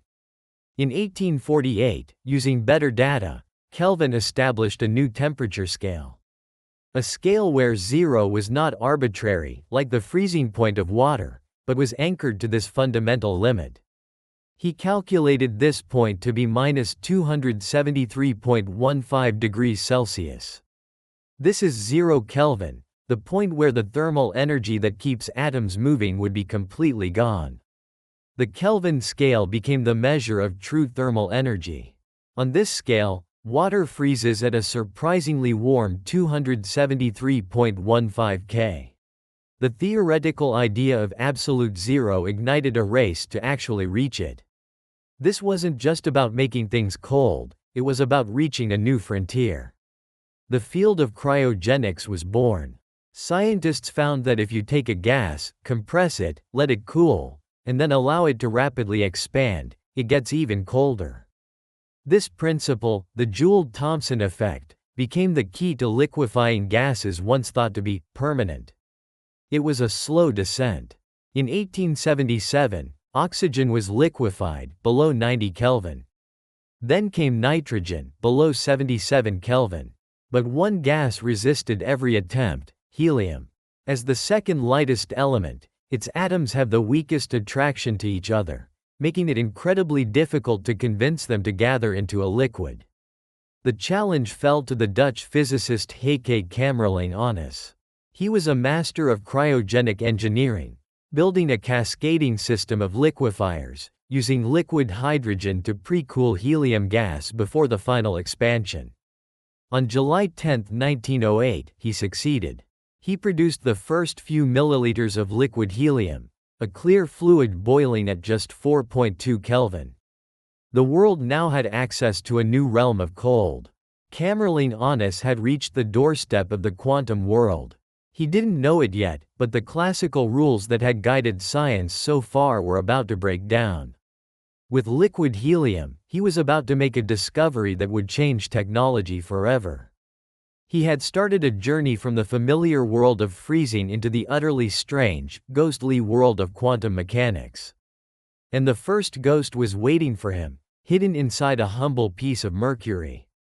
With liquid helium at his disposal, Heike Kamerlingh Onnes could explore a fundamental question. What happens to the electrical resistance of a metal as it approaches absolute zero? Some, including Lord Kelvin, believed that electrons would slow down and freeze onto their atoms, causing resistance to become infinite. Others argued that as the chaotic vibrations of the atoms calmed, electrons would flow more freely, and resistance would drop smoothly toward zero. Onnes chose to test this with mercury, which could be made very pure. Using his liquid helium, he and his team began to measure the resistance of a mercury wire as they lowered its temperature.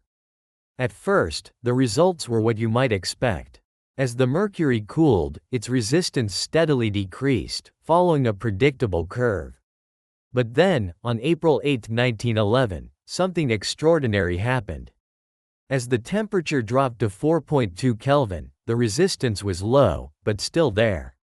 Onnes then used a vacuum pump to cool the helium further. As the temperature passed 4.19 Kelvin, the resistance didn't just drop. It vanished. One moment it was there, and the next, it was gone. The instruments could detect no resistance at all. It was as if the electrons were suddenly gliding through the mercury as if it were empty space. Onnes was skeptical. He suspected a short circuit. He checked his equipment, repeated the experiment, and got the same result. Every time the temperature dropped below that critical point, the resistance plunged to zero. In his notebook, a student recorded the observation: "Kwik na genoeg nul." Dutch for mercury practically zero. Onnes had discovered a new state of matter. He called it superconductivity. He had found the first ghost. This wasn't a gradual change, it was a phase transition, as abrupt as water freezing into ice. For his work, Onnes would be awarded the Nobel Prize in Physics in 1913.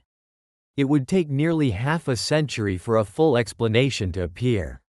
The answer, it turns out, lies deep in the quantum world.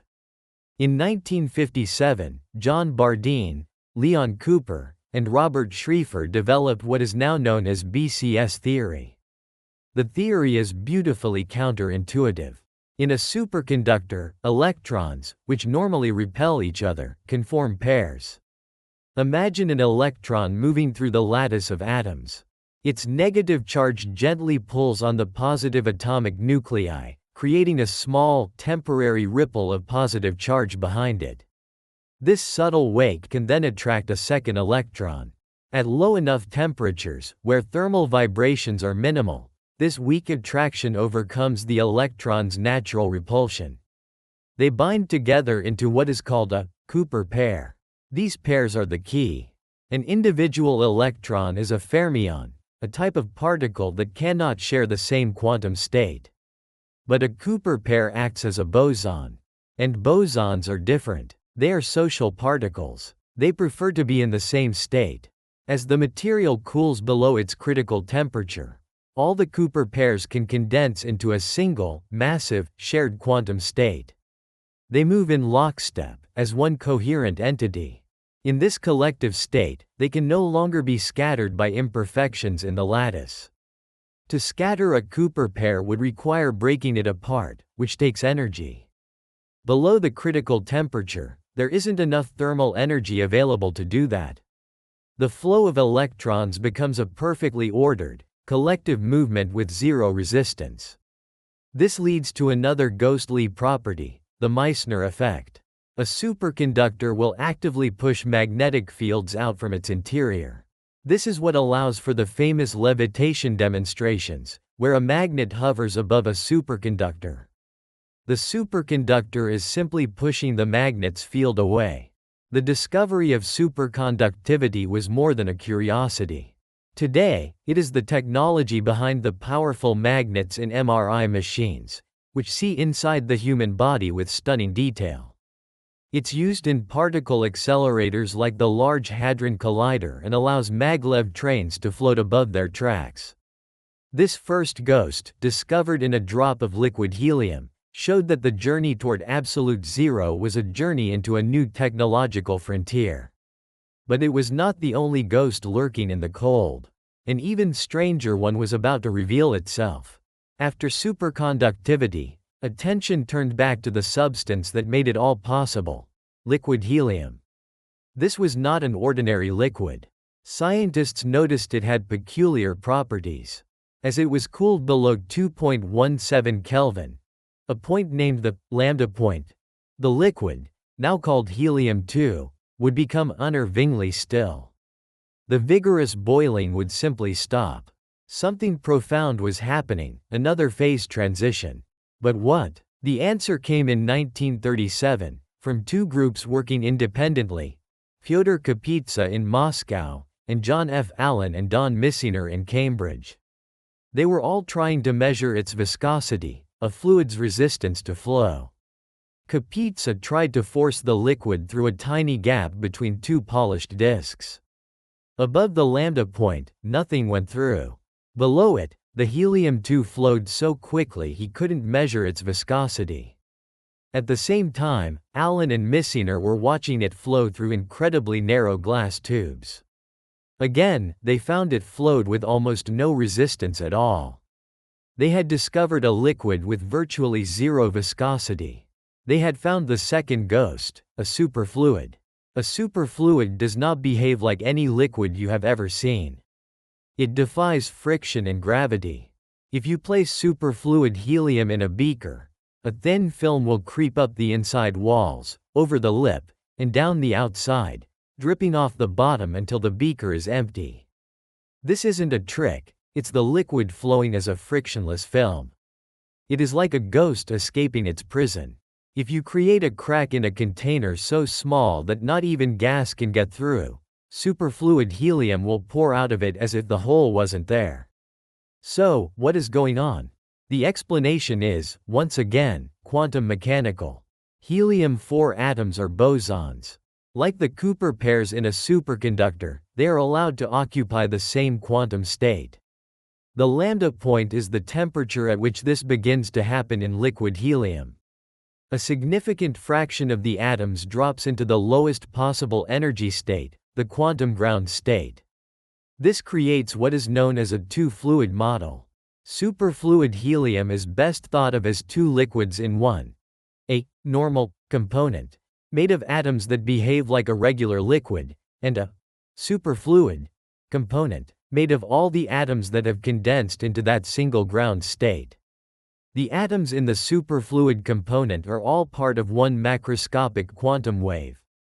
They move as one. Since they are all in the lowest energy state, they cannot lose energy through friction. There are no lower energy states for them to fall into. They flow without any viscosity at all. The strangeness doesn't stop there. If you try to rotate a bucket of a normal liquid, the liquid eventually spins with the bucket. A superfluid resists this. If you spin a bucket of superfluid helium, the superfluid component will at first remain perfectly still. As you spin it faster, it finally responds, but in a uniquely quantum way. It forms tiny, perfect whirlpools called quantized vortices. Each vortex is a microscopic tornado where the rotation is concentrated. And crucially, the amount of rotation in each vortex is quantized. It can only exist in discrete, whole number multiples of a fundamental constant. You cannot have half a vortex. You can have 1, or 2, or 100, but never 1.5. This is a quantum rule dictating the large-scale behavior of a bucket of liquid. Superfluidity confirmed that the bizarre rules of the quantum world weren't just for subatomic particles. They could manifest on a scale we can see with our own eyes. And yet, there was one more stop on our descent. A final state of matter, predicted long ago, where the very idea of individual atoms dissolves. Our journey has revealed matter behaving in increasingly strange ways.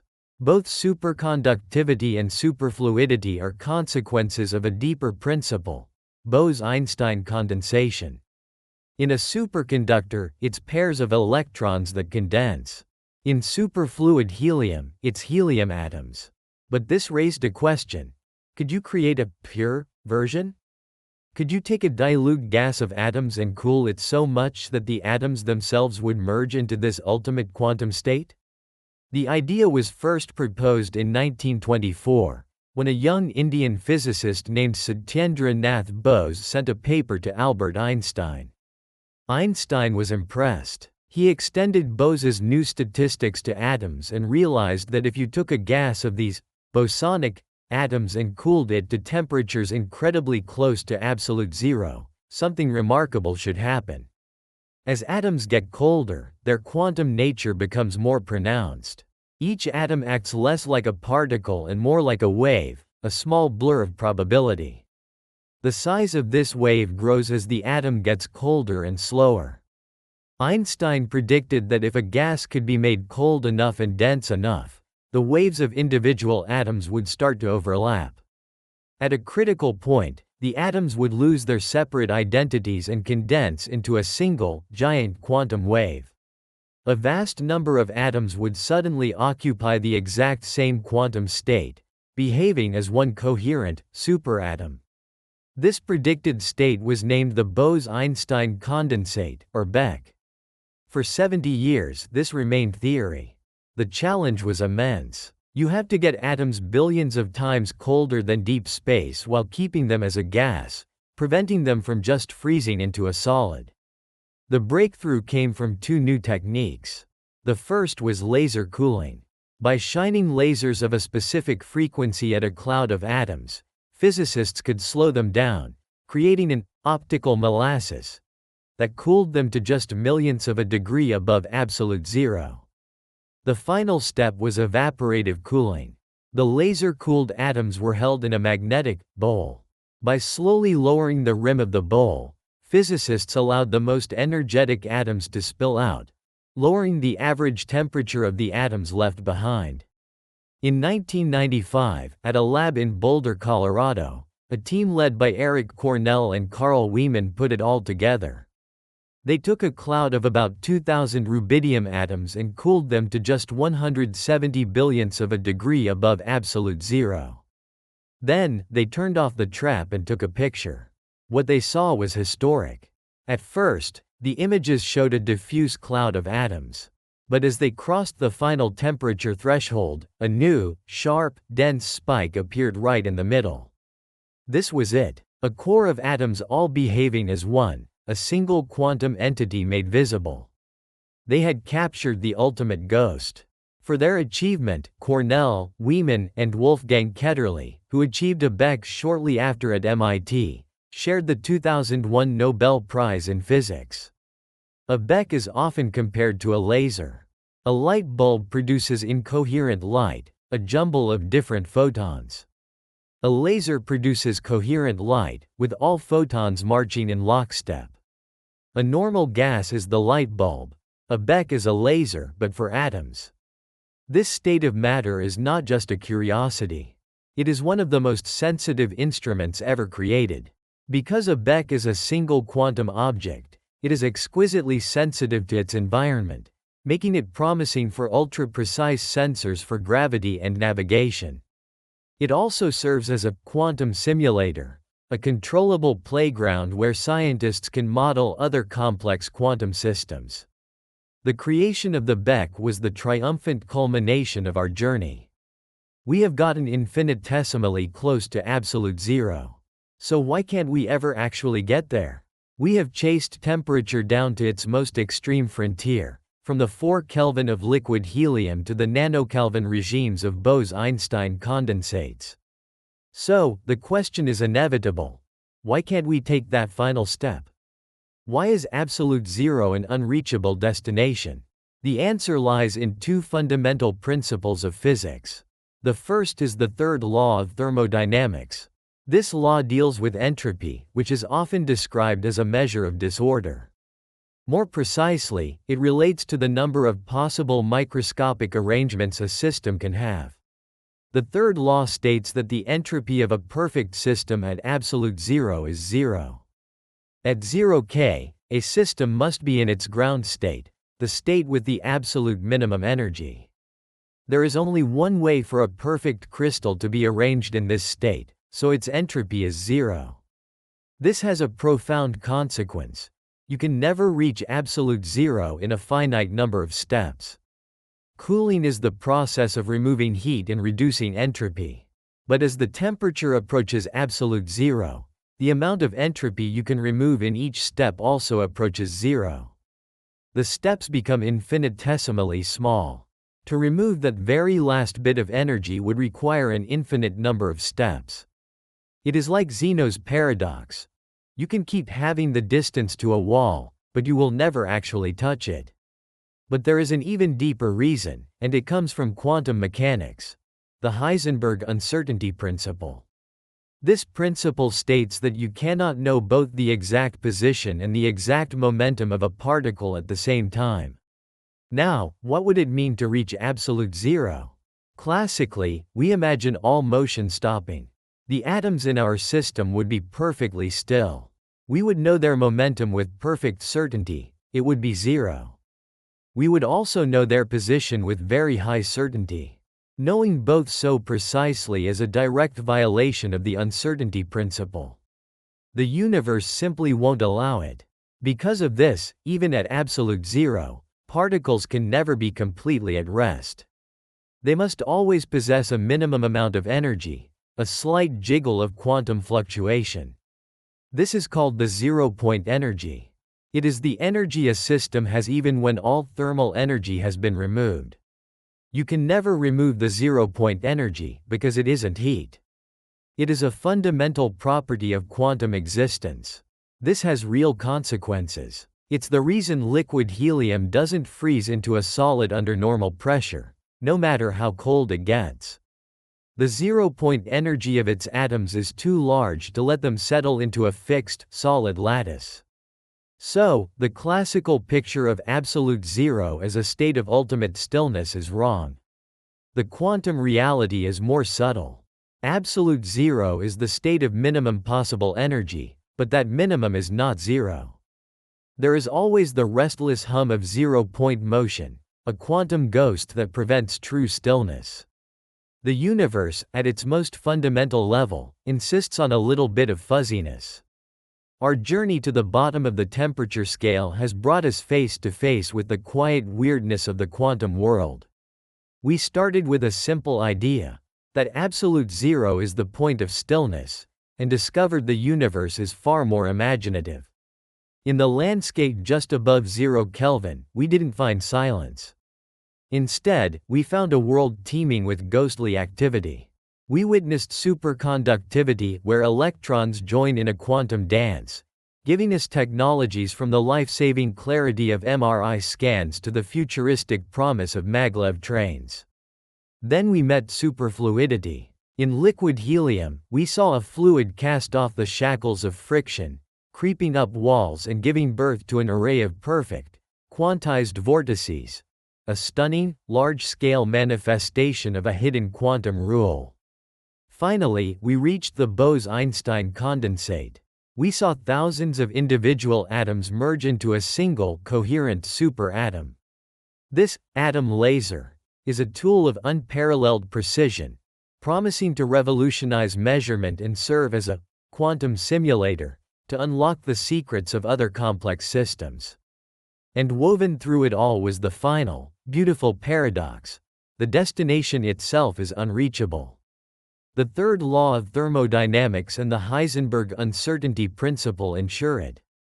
The universe, it turns out, refuses to be perfectly still. The ghostly world near absolute zero is a testament to the fact that reality is often stranger and more wonderful than our intuition can grasp. The quest for absolute zero is a story about chasing an impossible limit. But like all great quests, its true value lies not in reaching the destination, but in the discoveries made along the way. The ghosts we've found in the cold continue to haunt our physics and inspire our future, reminding us that sometimes, to see the universe most clearly, you have to look at it at its very coldest. If this calm exploration into the world of physics is something you enjoy, consider subscribing for more journeys into the strange and wonderful corners of our universe. And let us know in the comments, which of these ghostly phenomena do you find the most mind-bending?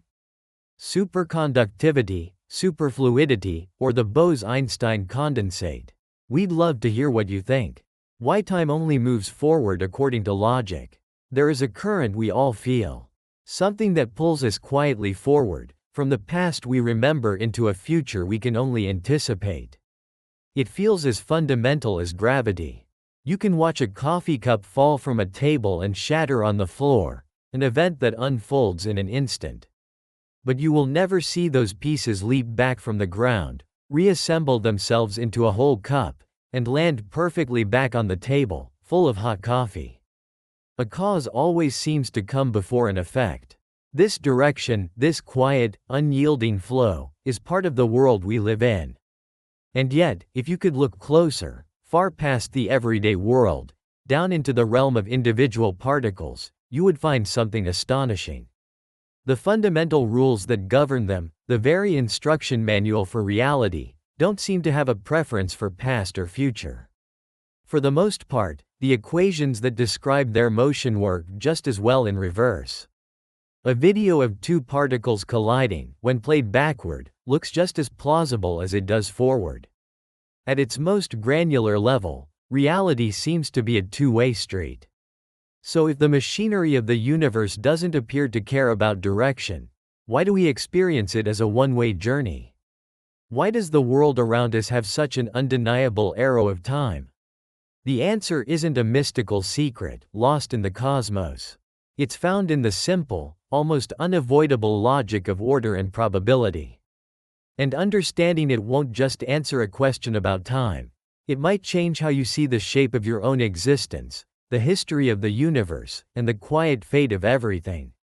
The apparent contradiction. To feel the depth of this puzzle, it helps to spend a moment with an idea that feels deeply unfamiliar: that the laws of physics are largely indifferent to time's direction. Think of a simple event, like a ball thrown through the air. It leaves one hand, follows a gentle arc, and lands in another. Now, imagine a recording of that, played in reverse. The ball would seem to leap from the second hand, trace the same arc backward, and settle into the first. Does anything about this reversed scene feel physically wrong? It doesn't. The force of gravity, which shapes the ball's path, describes a relationship in space, not a required sequence in time. The direction of the recording is irrelevant to the physics. This isn't just true for simple mechanics. The same principle applies to electromagnetism, the rules governing light and electricity. And even when we enter the strange world of quantum mechanics, the foundational equation describing how a quantum system evolves, the Schrödinger equation, is also largely time-reversible. While there are some subtle, almost imperceptible exceptions discovered deep within particle physics, they aren't nearly strong enough to explain the powerful, one-way flow we all experience. The fundamental processes don't seem to have a built-in play button. They have a play and rewind that seem almost equally valid. We are left with a quiet but profound contradiction. Our lived experience is governed by a psychological arrow of time. The past is fixed, the future is open, and a thermodynamic arrow, where things tend to break, mix, and decay. Yet the microscopic world, the foundation on which everything is built, seems to lack this direction. It's like building a car where every single part is designed to work equally well in forward or reverse, but the car itself can only ever drive forward. The flow of time, then, must not be a rule written for a single particle. It must be something that arises from the whole, from the collective behavior of countless particles together. It must be an asterisk emergent property. The one-way nature of time isn't written into the local rulebook, it's a global condition. And that means to find its source, we can't look at just one particle. We have to zoom out and look at the entire system. We have to look for a different kind of law, not of motion, but of numbers. The usual suspect, introducing entropy. Ask a physicist why time moves forward, and you will likely hear a single word: entropy. For many, this is where the explanation ends. It's treated as a term for disorder, for the universe's tendency to fall apart. But to simply say, entropy is why time moves forward, is like saying, engines are why cars move. It's true, but it explains very little about the mechanism. The clue is found in one of the most solid laws in all of physics, the Second Law of Thermodynamics. It says that in an isolated system, total entropy, a measure of disorder, will always increase or stay the same. It never, on its own, decreases.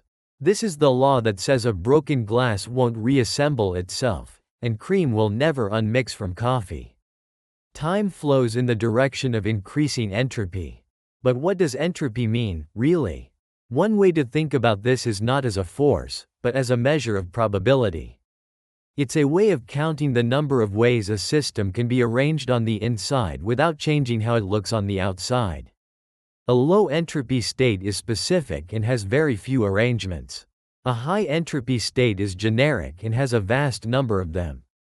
Let's ground this with a familiar object: a new deck of cards. Straight from the box, it is in a state of perfect order or very low entropy, arranged by suit and number. There is only one way for the 52 cards to be in that exact, new deck order. It is a highly specific, incredibly rare configuration. Now, shuffle the deck. You have a disordered, high entropy state. What is the probability that, after shuffling, the deck will land back in perfect order? The number of possible arrangements of 52 cards is an enormous number. An 8 followed by 67 zeros. Out of all those possibilities, only one is the perfectly ordered state. All the rest are what we would call shuffled. This is the heart of the matter. A disordered state isn't one particular state. It's a category that includes almost all possible states. An ordered state is incredibly specific and therefore vanishingly rare. The system isn't being pushed toward chaos by a mysterious force.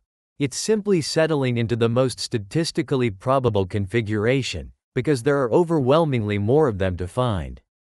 Think of the air in the room you are in. What is the probability that all the molecules will suddenly rush into one corner, leaving a vacuum everywhere else? The laws of motion don't forbid it for any single molecule. But for trillions upon trillions of them to do so at once is, like our perfectly ordered deck, astronomically unlikely. The state we call air filling the room has vastly higher entropy than all air in the corner. This is the true meaning of the second law. The universe isn't driven by a force of destruction. It's governed by the cold and inescapable logic of probability. Systems move from order to disorder not because of a physical push, but because there are vastly more ways to be disordered than to be ordered. This statistical certainty is what forges the arrow of time, the tyranny of probability. Realizing that entropy is simply a measure of probability is what allows the entire puzzle to quietly fall into place. The second law of thermodynamics is not like the law of gravity, which says an apple will fall. It is a statistical law. It doesn't say a shattered cup cannot reassemble itself. It says the probability of all its atoms aligning in just the right way to do so is so small that it would never happen in trillions of lifetimes of the universe.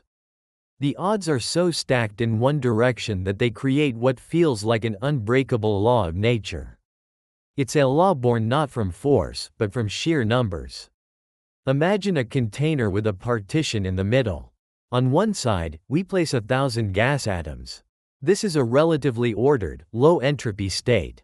When we remove the partition, the atoms spread out until there are roughly 500 on each side. This is the state of maximum entropy, of equilibrium. Why? Right after the partition is removed, any single atom has a 50-50 chance of being on the left or the right. For just 10 atoms, the probability of finding all of them back on the original side is 1 in 1024. For our 1,000 atoms, the odds of them all returning to one side are 1/2 to the power of 1,000. It is a number so small it is functionally zero. The universe is just this box, scaled up to an unimaginable degree. At every moment, the state of the cosmos is shuffling, and with every shuffle, it is almost certain to land in a state of higher entropy simply because there are more of them. The forward direction of time is nothing more than the universe stepping through ever more probable states. The past is the past because it was a less probable, more ordered state. The future is the future because it is a vast ocean of more probable, less ordered ones. When you watch an egg fall and break, you are watching a system move from an improbable, low-entropy state, a perfectly structured egg, to a vastly more probable, high-entropy state, a random splatter on the floor. The reverse isn't forbidden by the laws of motion, but it is effectively forbidden by the laws of probability. This also helps explain why we remember the past, but not the future. The past, being a lower entropy state, creates records. A crater is a record of a meteor impact. Our memories are themselves ordered neural structures in our brains, low entropy records of a state that once was. We can have these records because the past was ordered enough for them to form. The future, however, is a high entropy, probabilistic chaos. It hasn't settled into a single state. There can be no record of it, because a record is an ordered thing, and the future is the realm of overwhelming statistical disorder. We are locked on this journey because we are physical systems, and the matter that makes us is subject to the same relentless and unavoidable logic of probability. The cosmic origin story. And so, the arrow of time is the arrow of entropy. Time flows from order to chaos because chaos is the most likely destination. But this leaves one final, quiet, and enormous question. If the universe always moves from order to chaos, why was it ever ordered to begin with? This is the entire reason an arrow of time exists. If the universe had begun in a state of maximum entropy, a chaotic equilibrium, there would have been nowhere for it to go. No structures could have formed, no change could have occurred, and there would be no arrow of time. The fact that time moves forward today is direct proof that the universe began in an incredibly special, highly ordered, and profoundly improbable low-entropy state. That state was the Big Bang. About 13.8 billion years ago, the entire observable universe was in a hot, dense state. In a hot, dense state, you might expect chaos, the highest disorder. But from a gravitational perspective, this smooth, uniform state was the very picture of order. For a system governed by gravity, the high-entropy state isn't a smooth gas, it's a clumpy collection of black holes and empty space. The early universe was like a perfectly balanced pencil on its tip.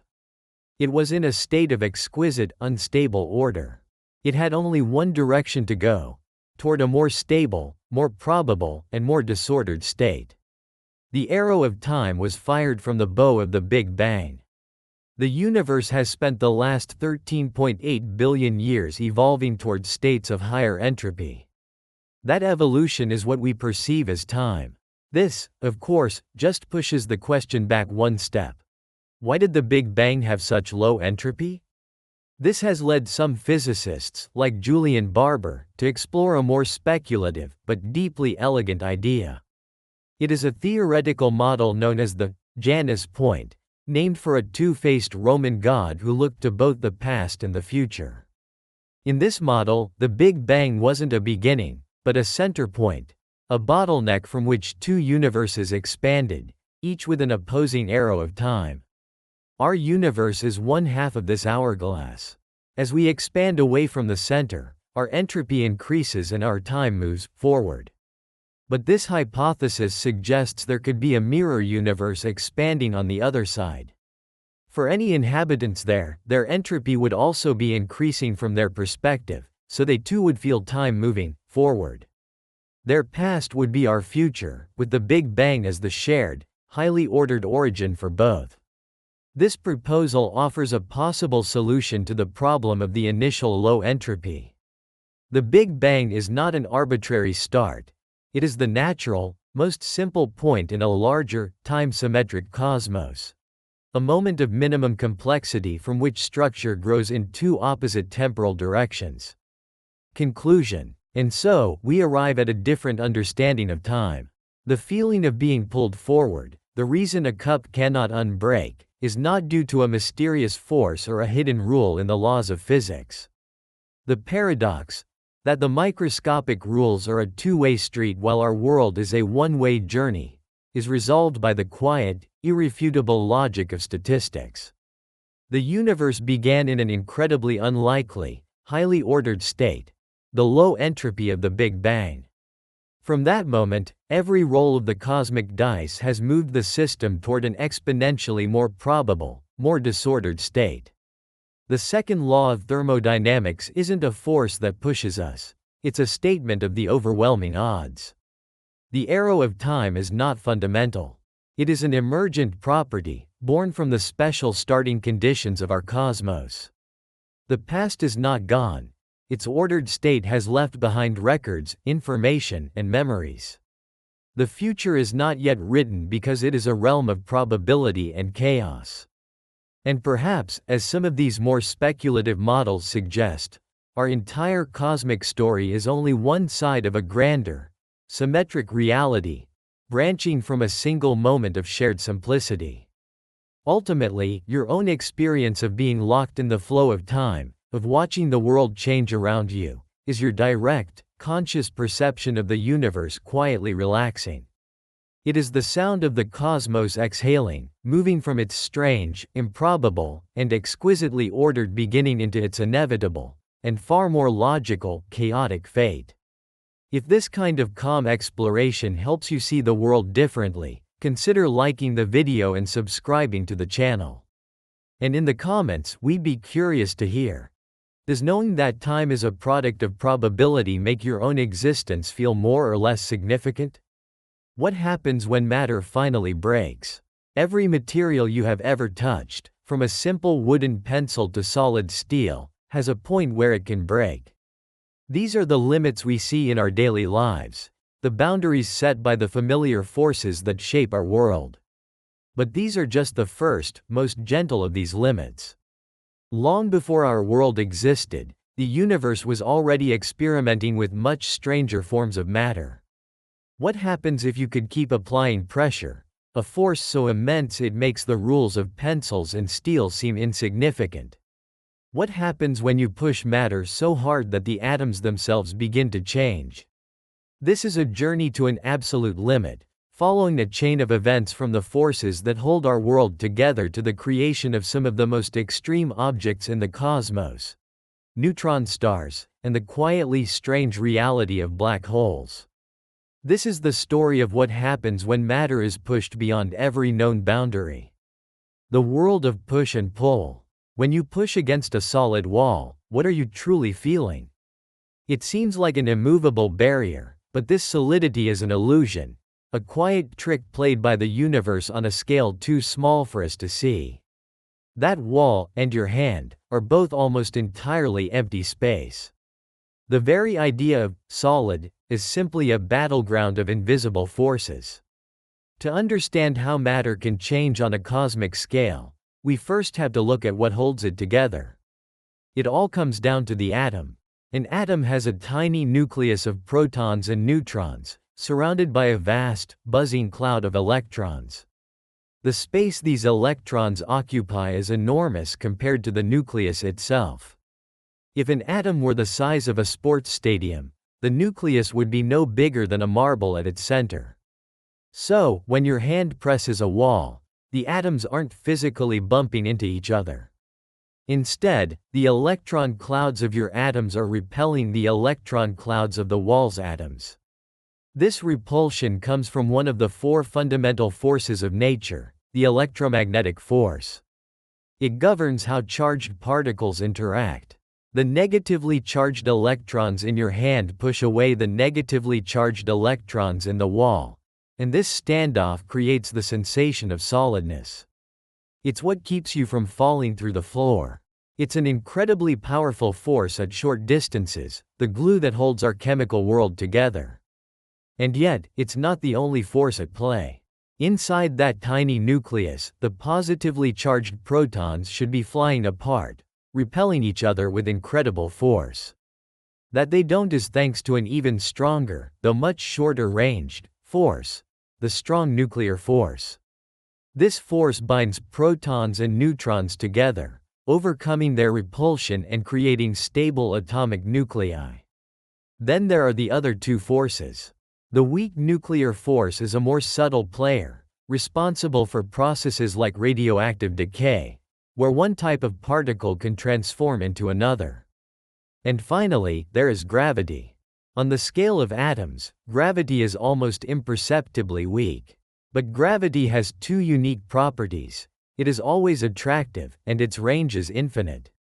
With immense collections of mass, it becomes the dominant force in the universe.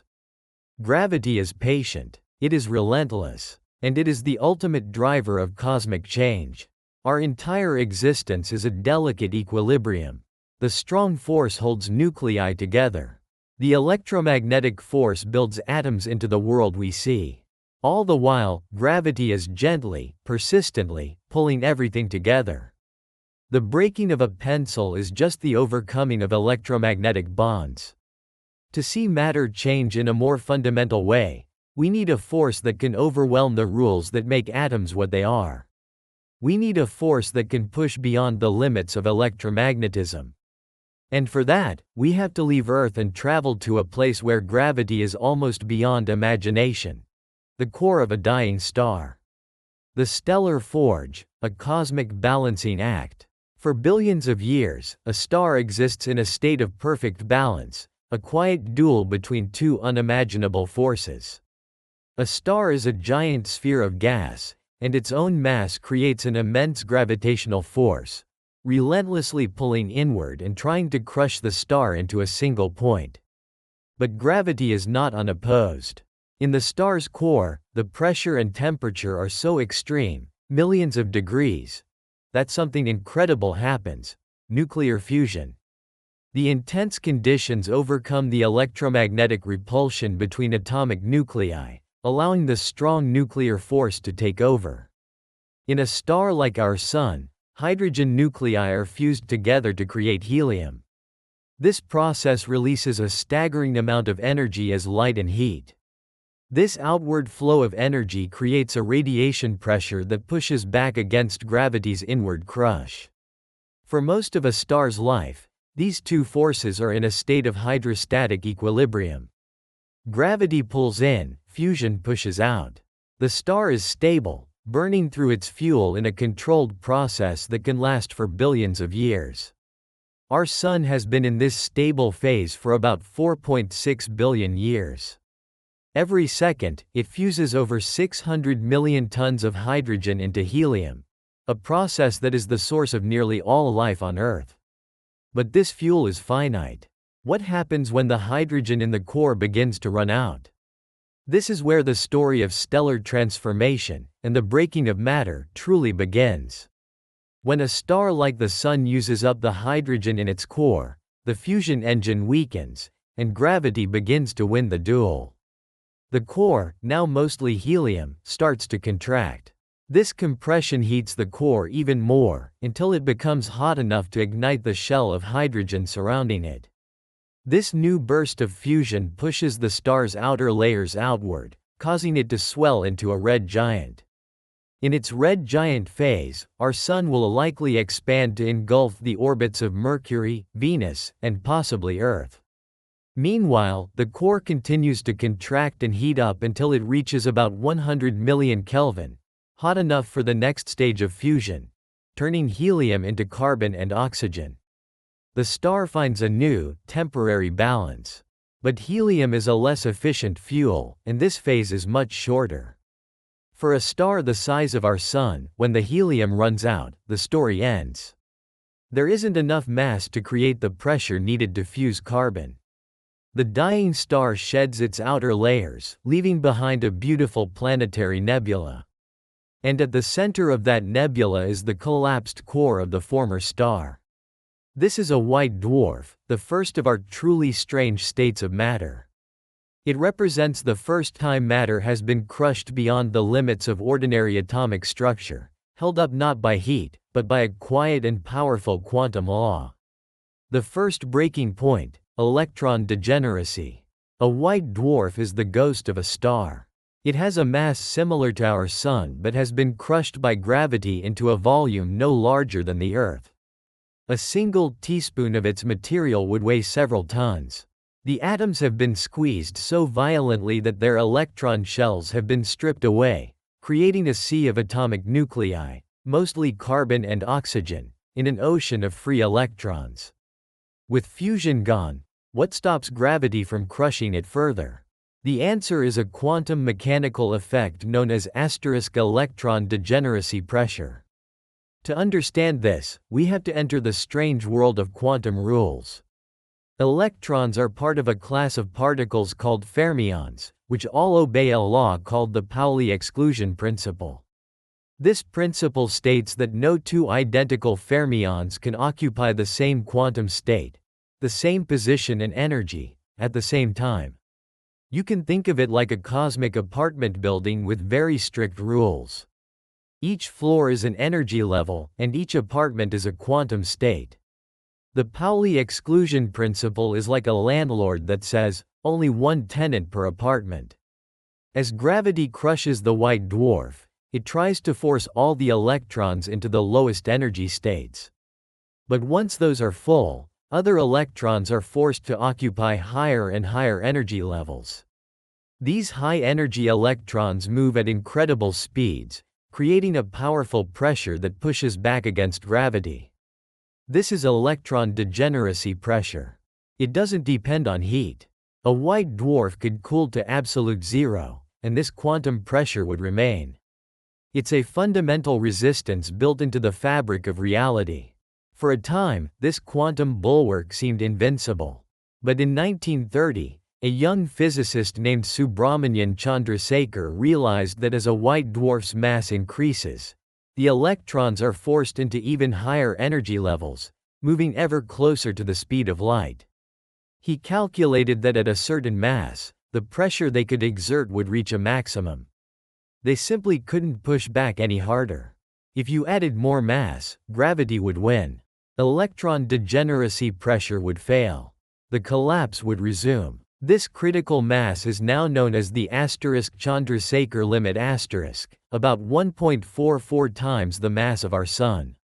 His idea was initially met with skepticism, but he was right. His limit represents the absolute maximum mass a white dwarf can have. It is the first fundamental breaking point of matter on its journey to ultimate collapse. Any stellar core more massive than this is destined for a far more transformative fate. The Great Cataclysm, supernova. To breach the Chandrasekhar limit, we need a star born with at least 8 times the mass of our Sun. These giants live fast and die young, their immense gravity causing them to burn through their fuel at a furious rate. Like the Sun, such a star begins by fusing hydrogen into helium. But when the hydrogen runs out, its gravity is strong enough to continue. The core contracts and heats until it can fuse helium into carbon. Then carbon into neon, and so on. This continues through a series of stages, creating a star with a layered structure like a cosmic onion. The star forges progressively heavier elements: neon, oxygen, silicon, and finally, iron. Iron is the end of the line.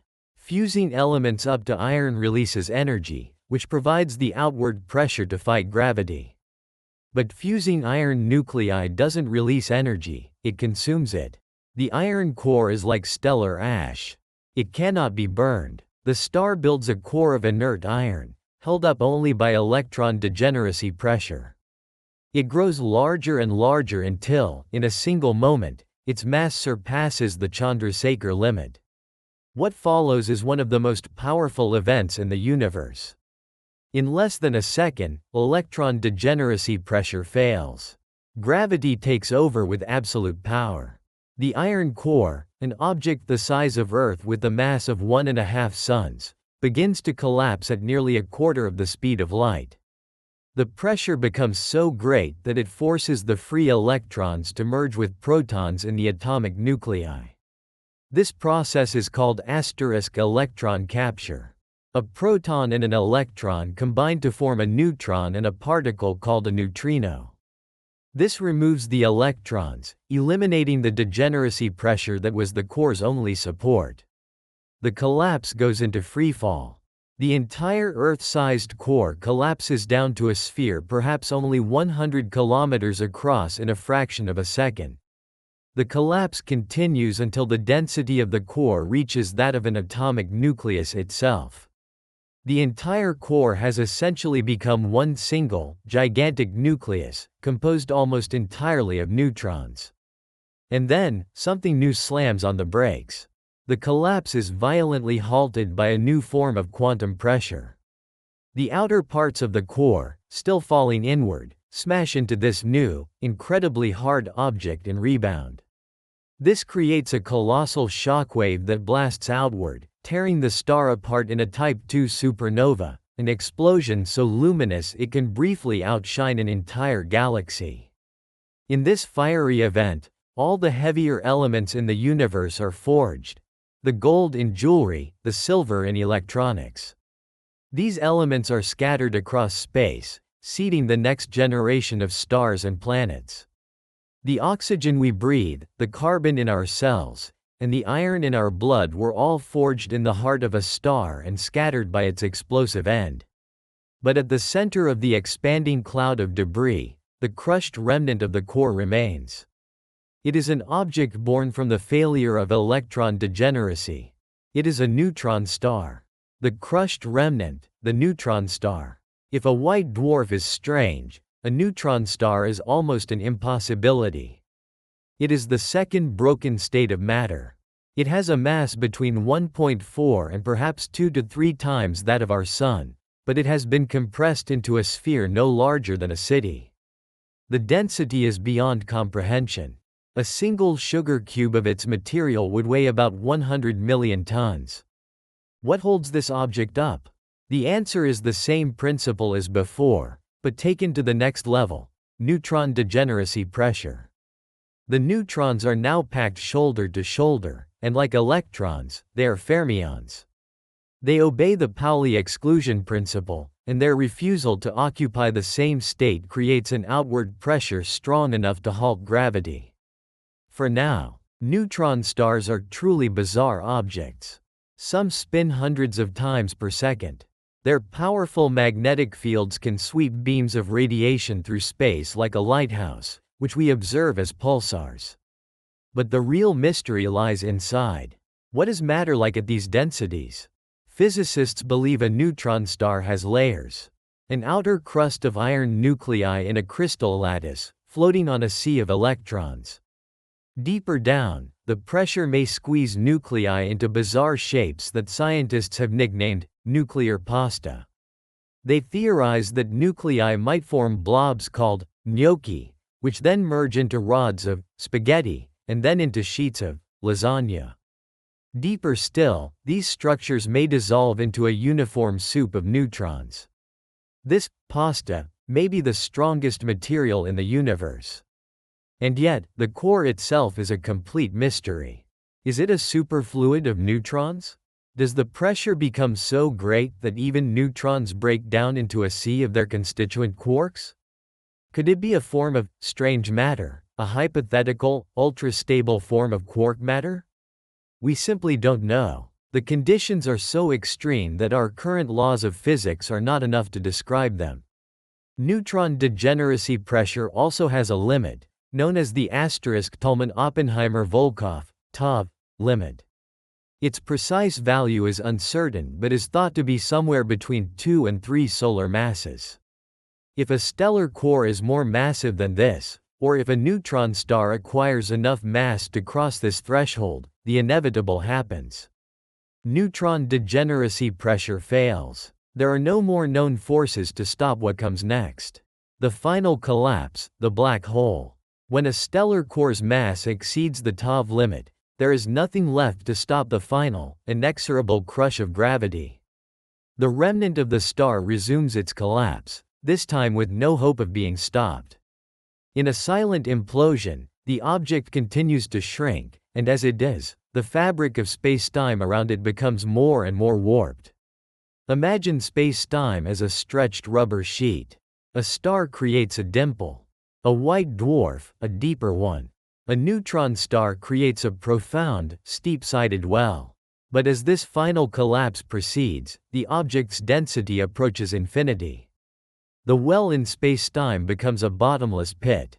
The object shrinks until it reaches a critical size where the escape velocity from its surface becomes equal to the speed of light. This boundary is called the event horizon. It is not a physical surface, but a point of no return. Once the collapsing star shrinks past its own event horizon, nothing, not even light, can ever escape. It has become a black hole. But what happens to the matter itself? According to Einstein's theory of general relativity, the collapse doesn't stop. Gravity continues to crush the matter inward, past the density of a neutron star, until all of it is compressed into an infinitesimally small point of zero volume and infinite density. This theoretical point is called a gravitational singularity. Here, at the singularity, the laws of physics as we know them completely break down. Density and the curvature of spacetime become infinite. Time and space cease to have any meaning.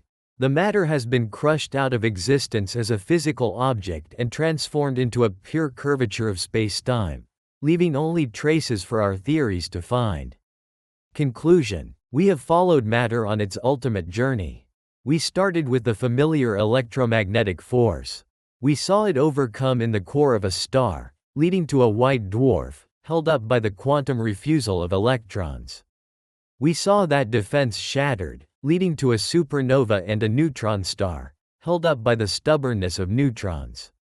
And we saw that final bastion fall, leading to an unstoppable collapse into a black hole and the theoretical oblivion of a singularity.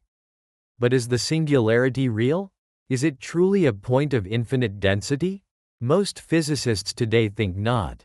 The singularity is more like a sign that our best theory of gravity, general relativity, is incomplete. It's a message telling us where its own rules no longer apply. At these scales, a new theory of quantum gravity would be needed, but we do not yet have one. Do new theories that suggest regular black holes without singularities offer a path forward? Does matter get compressed into a Planck star, an object of the maximum possible density, that pushes back? We don't know. The heart of a black hole remains one of the greatest unsolved mysteries in science. We started with the question of what happens when matter breaks. The answer is that it transforms, becoming denser and stranger at every stage. But at its final breaking point, it may not be the matter that truly breaks. It may be our own understanding of reality itself. Why knowing everything is impossible? What if the universe has a fundamental rule that makes knowing everything impossible? I don't mean just difficult, but fundamentally, logically, physically impossible. This isn't some philosophical riddle. It's a law baked right into the fabric of reality itself. A law that was uncovered when scientists, chasing the dream of ultimate certainty, accidentally discovered a truth so strange it would shatter our entire understanding of existence. Picture this. You're in a pitch-black room, looking for a single, tiny speck of dust. To see it, you've got to shine a light on it. The second that light hits, you know where the speck is. But that same beam of light is made of photons, and those photons carry energy. They nudge the dust speck, changing its path. So you want to know its location with even more precision? You'll need a brighter, more focused beam. But a brighter beam gives it an even bigger kick, sending the speck flying off in a totally unpredictable direction. You can know where it is asterisk, or you can know where it's asterisk going. But you can't know both perfectly. Now, shrink that speck of dust down to the size of an electron. Suddenly, this isn't a small problem. It's an unbreakable barrier. The act of measuring the world isn't a passive act of just reading information that's already there. The act of observation is an act of influence. It changes the very reality it's trying to measure. This is the story of how we found that barrier. It's the story of a beautiful dream of a perfectly predictable universe, and the quantum revolution that ripped that dream to shreds. And it all started with a simple, elegant, and deeply arrogant idea. The idea of a clockwork universe. The classical dream of a clockwork universe. So, why was this idea of fundamental uncertainty so shocking? To get it, you first have to understand the dream it shattered. For centuries, the sharpest minds in science were chasing a vision of total certainty. A vision of a universe that ran with the beautiful precision of a master-crafted clock. This was the world of classical physics, built on the foundations of Isaac Newton.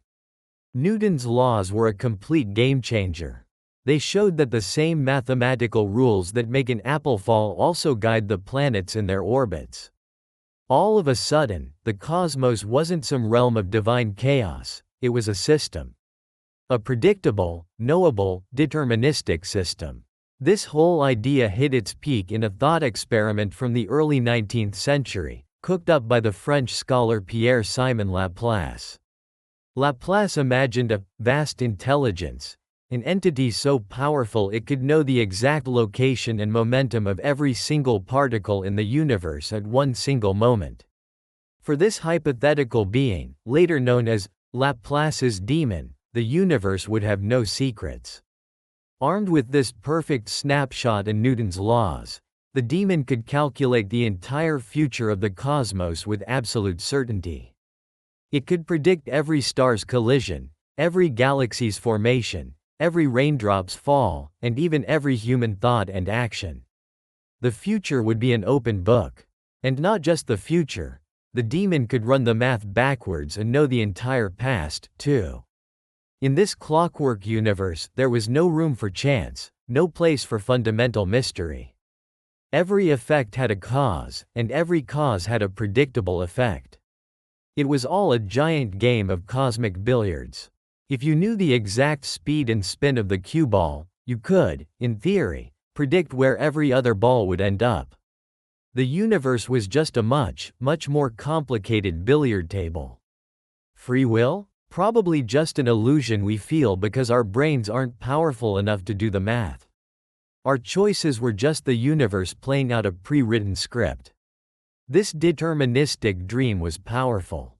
It promised a universe that we could ultimately understand and conquer with reason.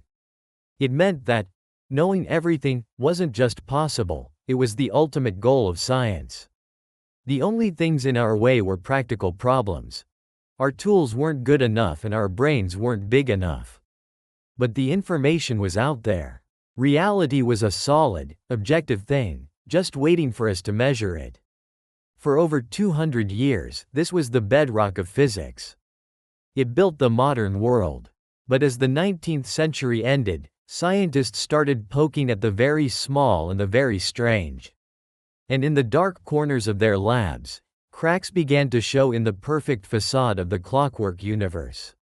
They were about to find out that the universe wasn't a clock at all. It was something much, much weirder. The cracks in the foundation.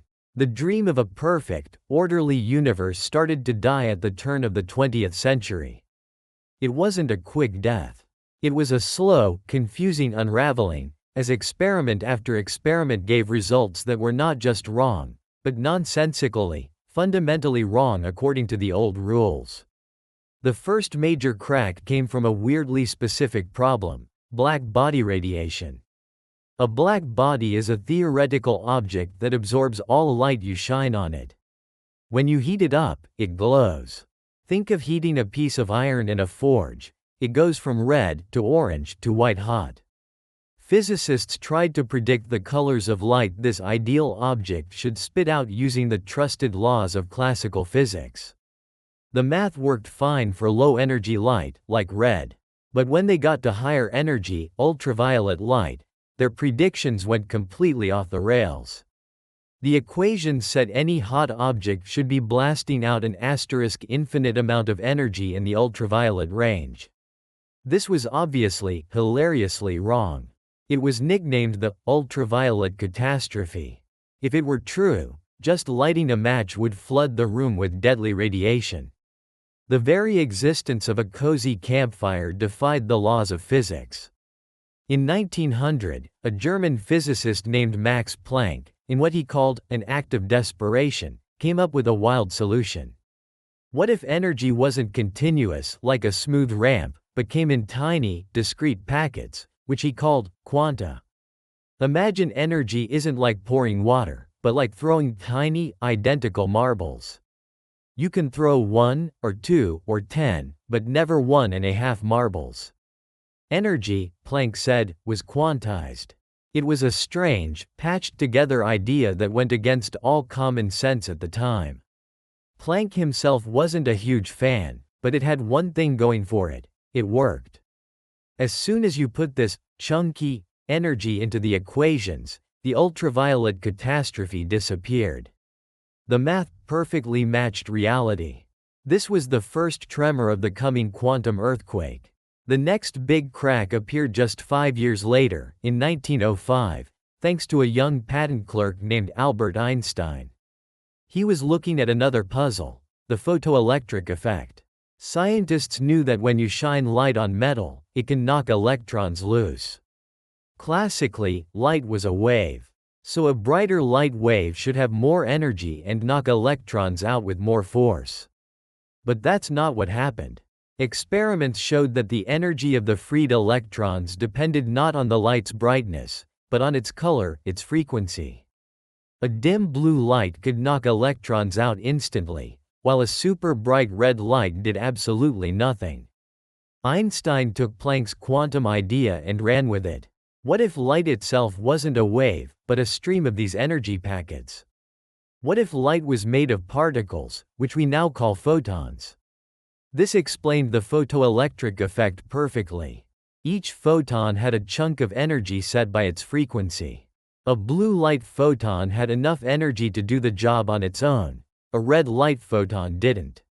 Shining a brighter red light just meant you were throwing more low-energy photons at the metal, and none of them had what it takes. With Planck and Einstein, the key pieces of our story are in place. We've discovered that energy is chunky, and that light, our main tool for seeing the universe, has a weird, dual nature. It doesn't just act like a wave, it can also act like a particle. And this dual nature was the key that would unlock the biggest mystery of them all. The double-slit experiment, the heart of the mystery. If there is one single experiment that holds the entire, baffling, mind-blowing mystery of quantum mechanics, this is it. The physicist Richard Feynman famously said the double-slit experiment has in it the heart of quantum mechanics. In reality, it contains the asterisk-only mystery. To understand it is to stare right into the abyss of why knowing everything is impossible. The setup is ridiculously simple. You have a wall with two thin slits in it. You have a source that fires things at the wall. And you have a screen on the other side that records where they land.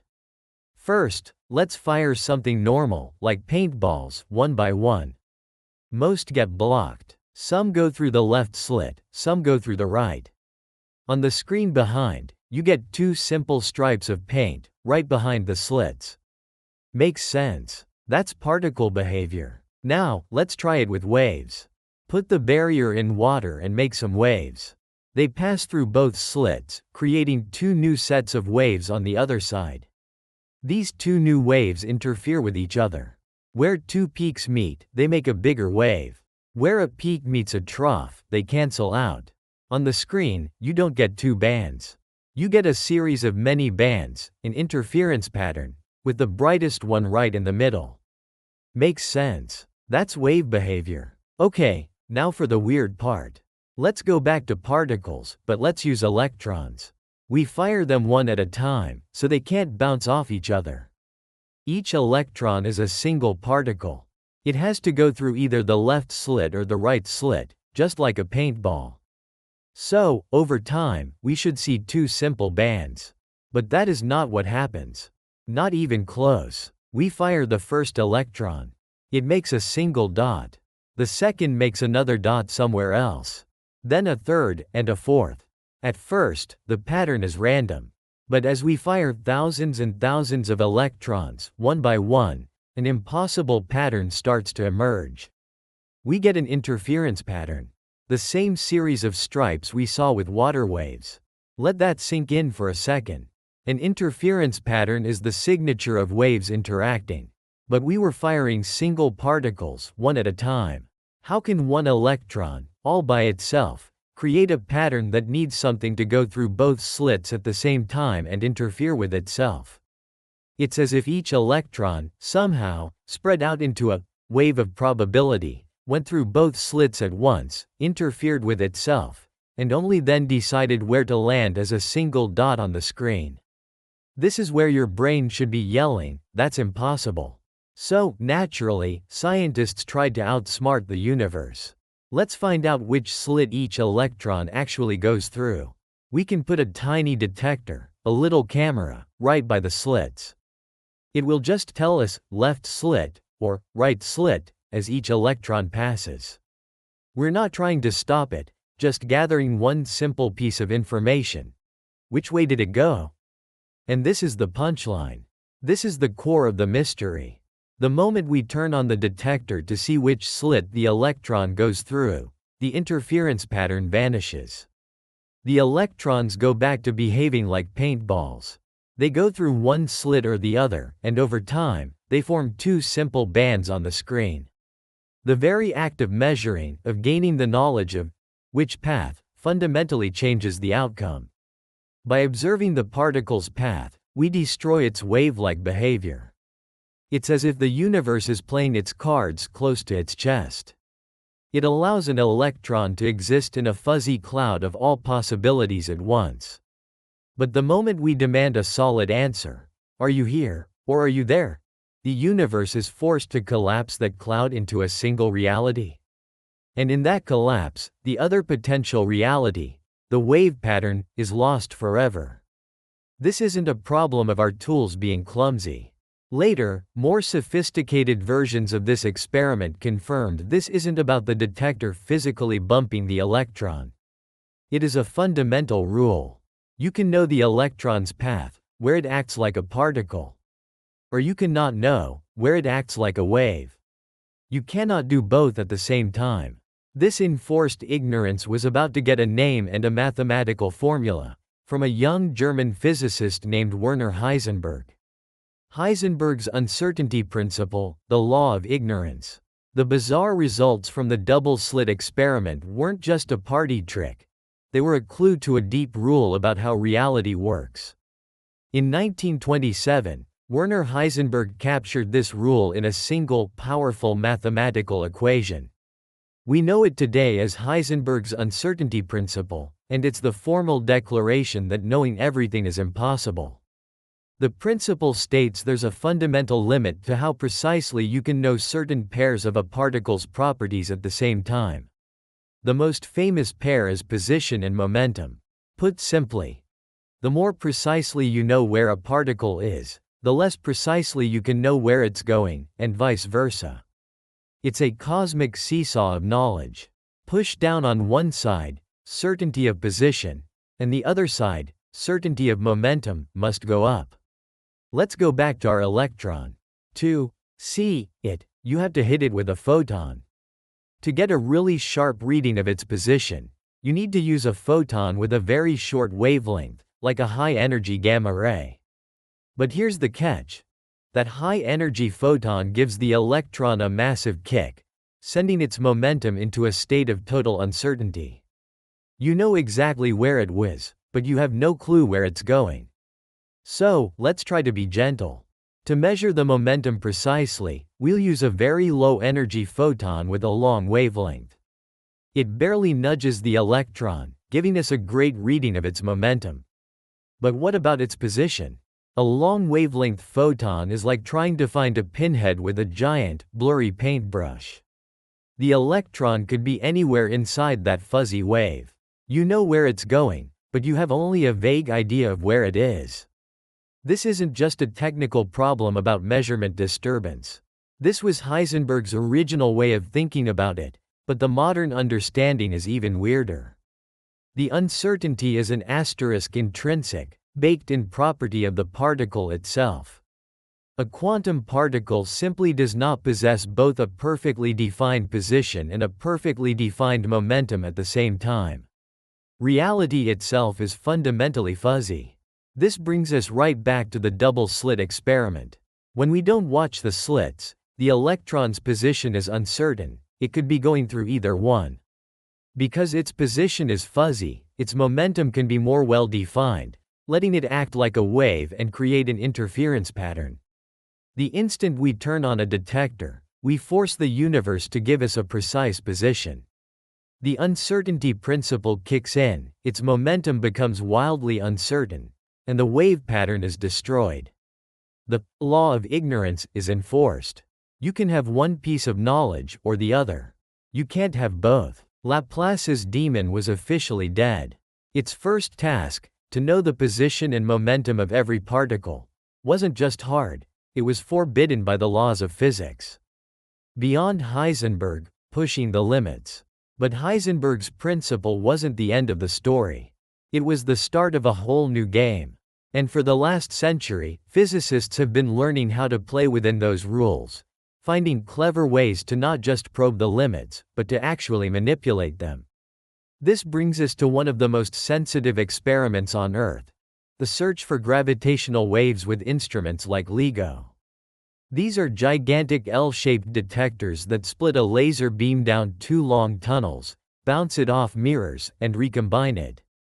If a gravitational wave from colliding black holes passes through, it stretches one arm and squeezes the other by a distance thousands of times smaller than a proton. But here, they slam right into the quantum limit.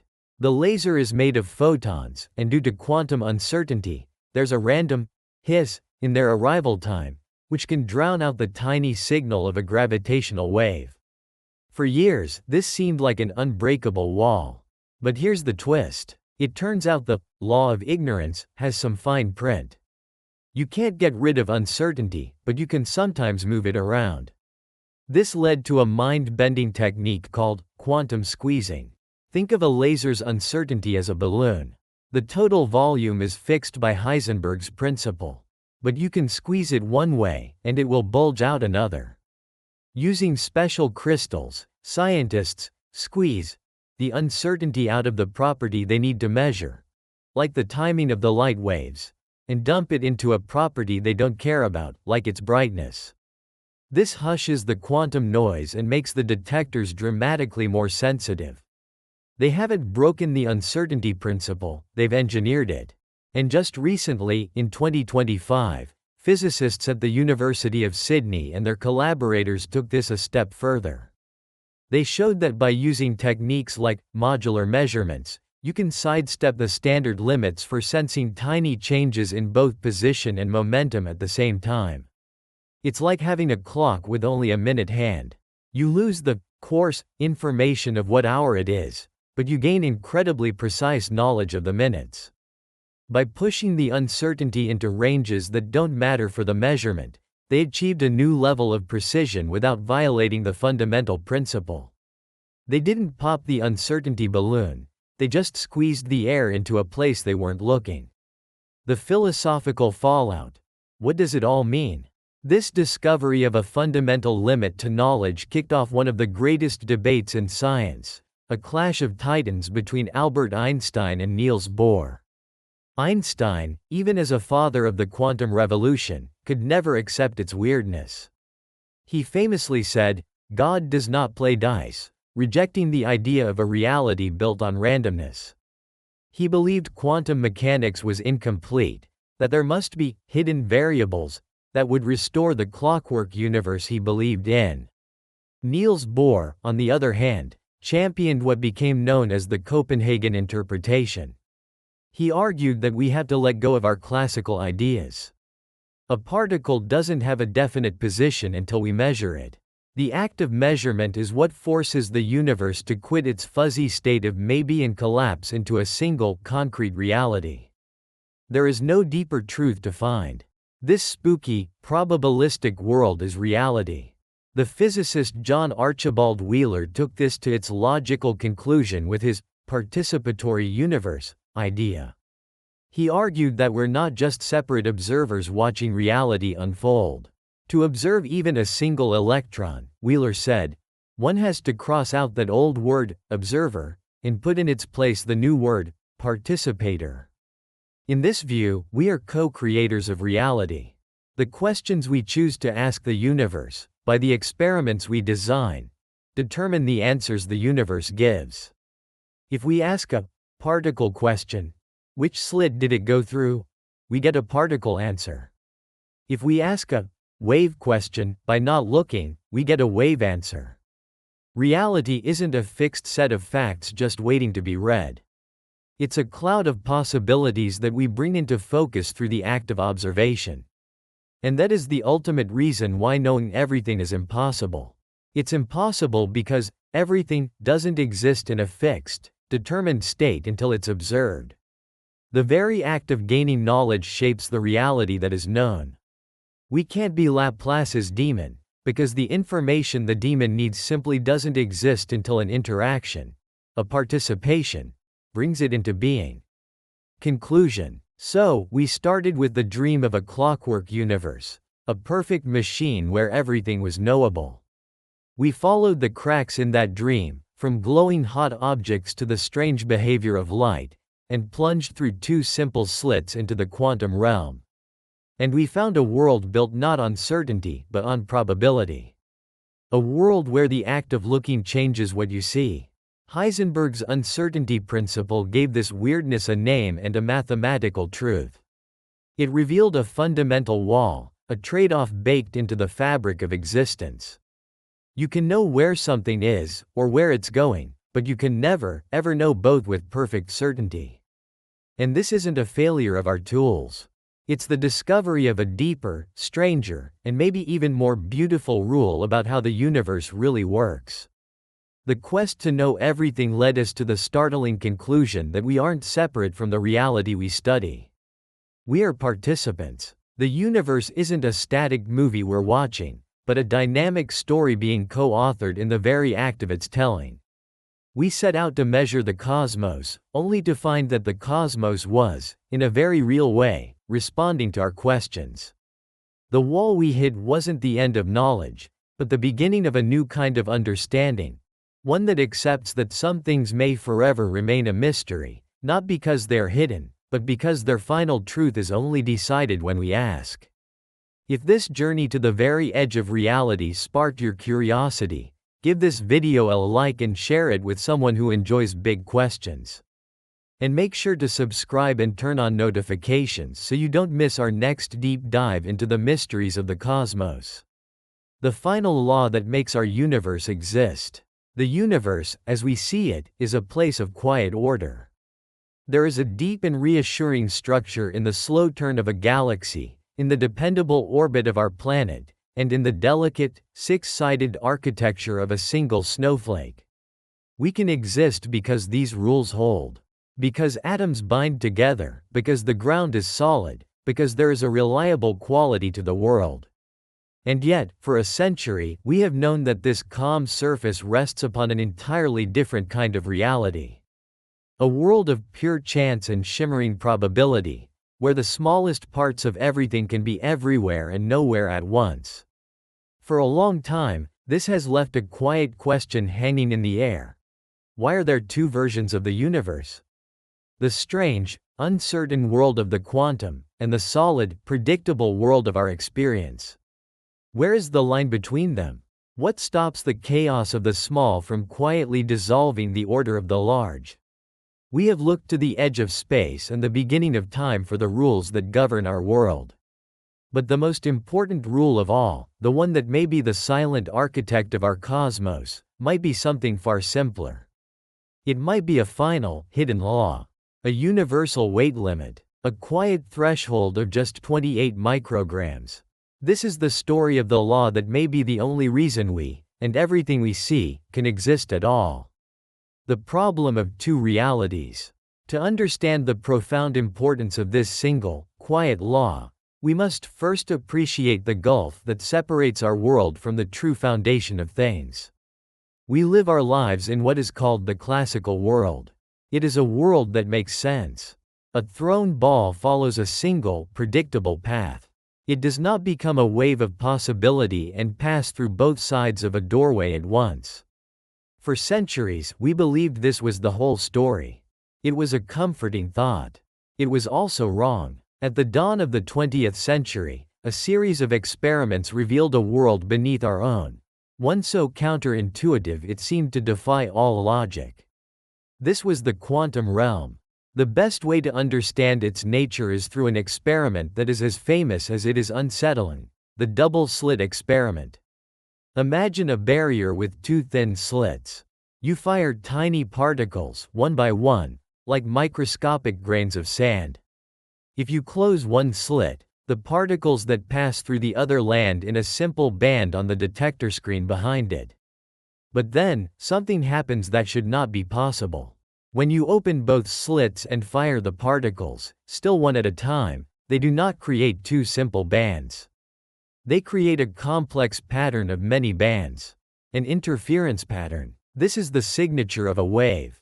Ripples in a pond, passing through two openings, will interfere with each other, creating peaks and troughs.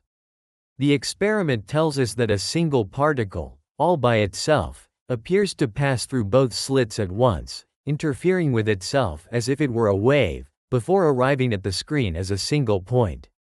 This is the foundational mystery of quantum mechanics. It is called superposition. It means that until a particle is measured, it does not have a definite place. It exists as a cloud of all its possible positions at once. A wave of probability. Only when it interacts with something, like a detector screen, does this wave of possibility collapse into a single, definite reality. The fundamental parts of our world, the electrons in our atoms, the photons of light, are not solid things. They are ghosts. They are waves of potential that only become real in a specific place when they are forced to. And this leads to a profound question, a philosophical cliff that science has been looking out over for 100 years. If everything is made of these quantum ghosts, why is the world so solid? Why do I, a collection of countless atoms, have a definite location? Why does a chair, or a planet, not exist as a faint cloud of all the places it could possibly be? Why does the universe seem to have two sets of rules? A strange, wave-like rule for the very small, and a solid, particle-like rule for the large. And most importantly, where is the dividing line? What is the mechanism that turns the quantum fog into the classical world? This is not just a curious question. The answer holds the secret to how structure, stability, and existence itself are possible. The mainstream answer: a world of observers. For much of the last century, science has had a powerful and successful explanation for this transition. It's a concept called quantum decoherence. The core idea is beautifully simple. An object can only remain in its ghostly, wave-like state if it is perfectly isolated from the rest of the world. Imagine that wave of possibility as a perfect ripple expanding across the surface of a completely still pond. It is a pure, coherent state. Now, imagine the environment around it. Stray photons of light, particles of air, faint vibrations of heat. These are like a constant, gentle rain falling on the pond's surface. As soon as a single environmental raindrop touches our perfect ripple, information about its wave-like state is disturbed. It leaks out into the environment. The perfect ripple is shattered into a messy splash. The superposition is broken. The particle has been forced, by its interaction with the world, to pick a spot. It has decohered. For a single electron, it is possible, though difficult, to shield it from the world and watch it behave like a wave. But now, consider an object like a grain of sand. It is being constantly touched by trillions upon trillions of air molecules and photons of light every moment. Any quantum superposition it might have is destroyed almost instantly, on a timescale so impossibly short that it could never be registered. This is why we do not see large objects in two places at once. The universe itself is constantly measuring them. The simple act of existing in a busy environment is enough to nail down their position. Decoherence tells us that the transition is not a hard cliff, but a sliding scale. As things get bigger, they interact more, and they lose their quantum strangeness. And yet, for some, this answer has always felt incomplete. It suggests that reality is relational. An object's solid state is not its own property, but a result of its entanglement with its environment. But that environment is also made of quantum particles. So where does it stop? It pushes the problem outwards, from the particle to the air molecule, from the air molecule to the room, and on and on. It leaves one wondering, is this truly the whole story? Is reality only made solid because the universe is a noisy place? Or is there something more fundamental at play? Is there a law, written into the fabric of space itself, that doesn't just allow the classical world to emerge, but actively enforces it? A rule that says, at this point, the quantum games must stop. The journey to deeper limits. If the universe were to have such a rule, a clear dividing line, it would likely be built into its most basic operating system. For decades, we have been slowly uncovering the source code of that system, in the form of fundamental constants that define the boundaries of our reality. The most famous of these is the speed of light, c. It is more than just a speed limit. It is the speed of causality. It is the fastest that any information, any cause and effect relationship, can travel through the universe. If the sun were to vanish, we would not know it for over 8 minutes. For those 8 minutes, in our small corner of the universe, the sun would still exist. This speed limit imposes a strict order on cause and effect. It is the first great rule of cosmic stability. But there is an even more fundamental limit, one that takes us to the very pixels of existence. This is the Planck length. Discovered by the physicist Max Planck, it is a distance so small it is difficult to comprehend. If you were to scale up a single atom to the size of the known universe, the Planck length would be about the height of a tree.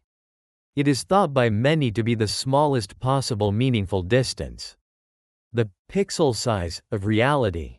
It suggests that space is not a smooth, continuous background, but a discrete, granular structure. It is the fundamental resolution limit of the cosmic screen. So we have a cosmic speed limit, and we have a cosmic resolution limit. They are the outer and inner walls of our physical world. And yet, neither of them, on their own, quite explains the transition from the quantum to the classical. They do not tell us why an object made of a few atoms can behave like a wave, while an object made of many atoms cannot. There seems to be a piece of the story still missing. A limit not of speed, nor of distance, but of substance. A limit of mass. The reveal, the mass threshold. The idea that environmental decoherence is the whole story has long been the leading theory. But it was never the only one. A few brilliant minds suspected there must be an objective, built-in mechanism that forces the quantum world to give way, one that does not depend on being watched.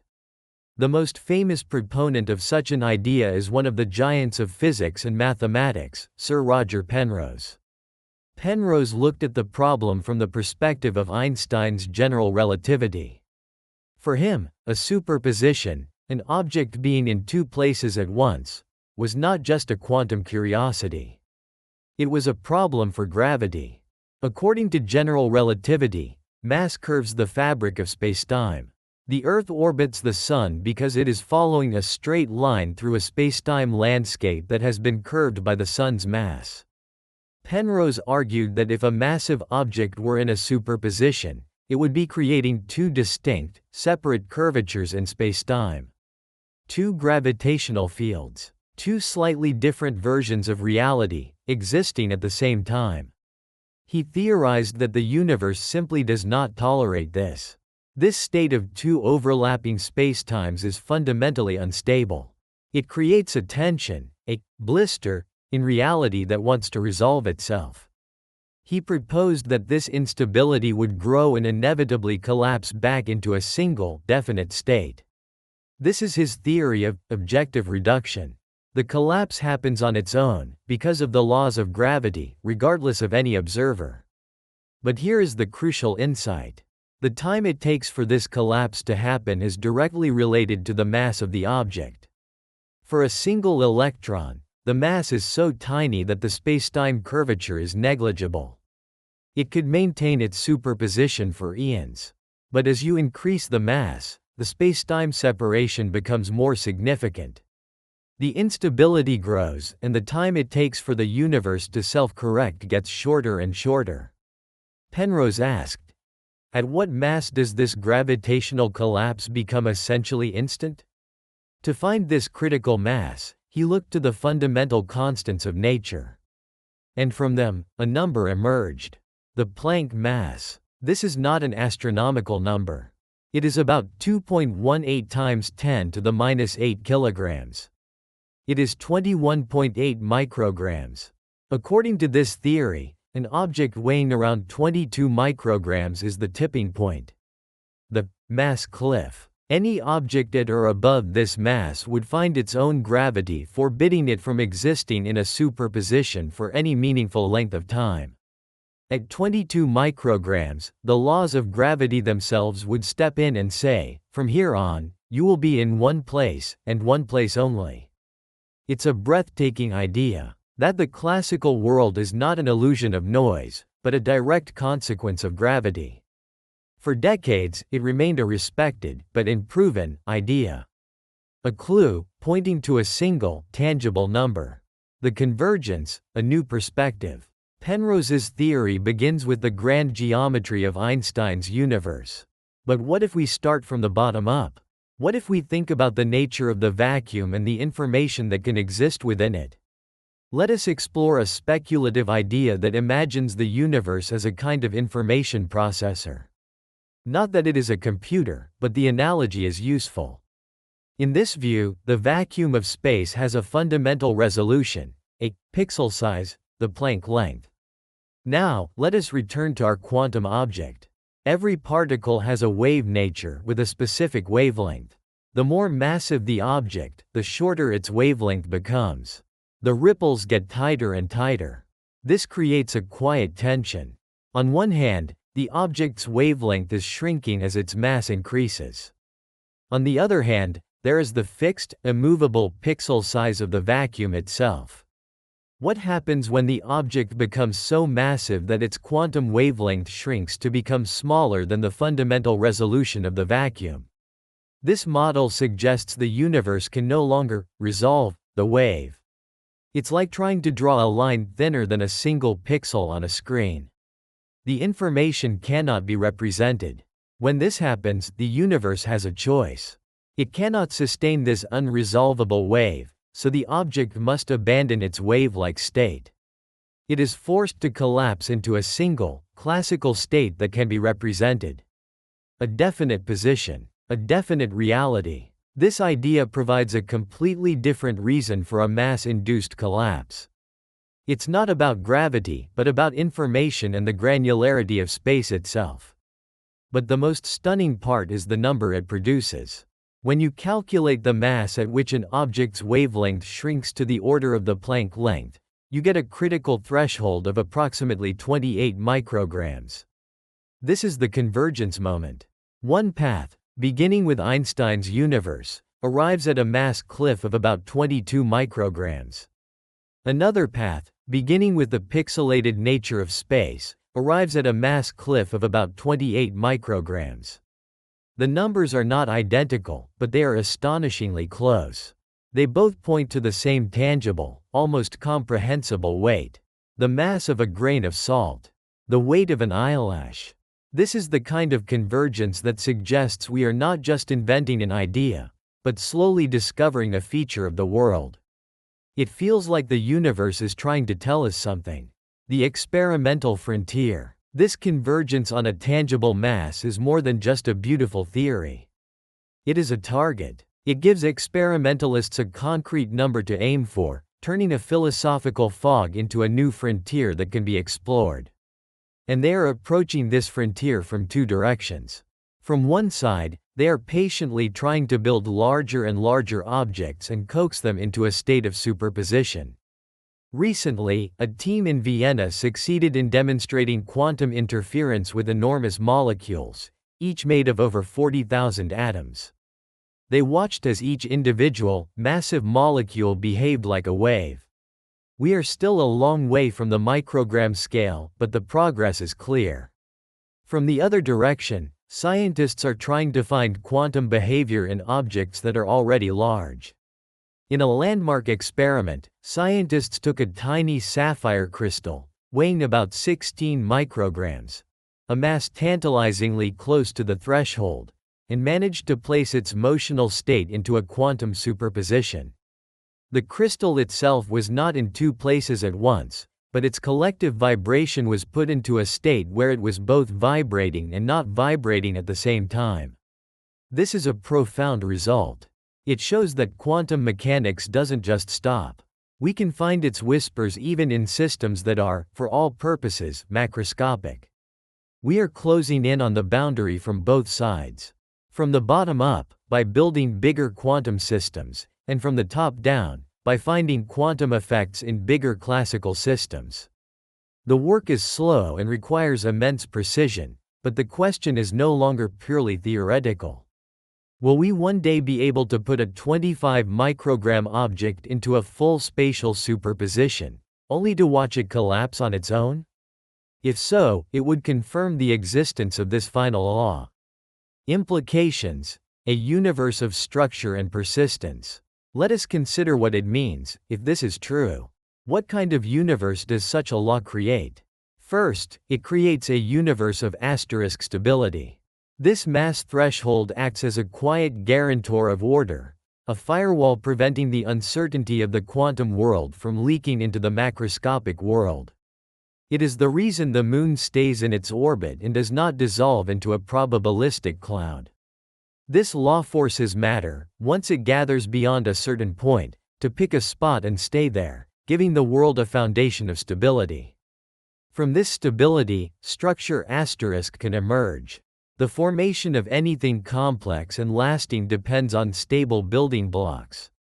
For molecules to form the intricate chains of life, like DNA, they require a world where geometry is dependable. This mass limit is what allows matter to begin building.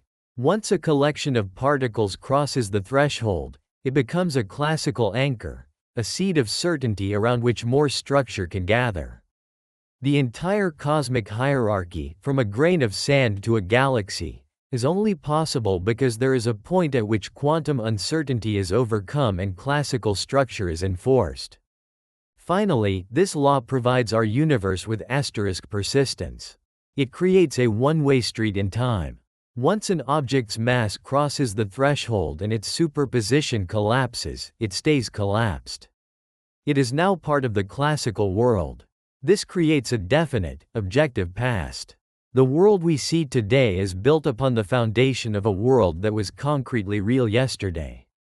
It allows for memory, for evolution, and for the accumulation of complexity over billions of years.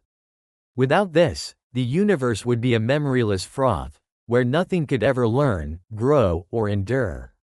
Stability, structure, and persistence.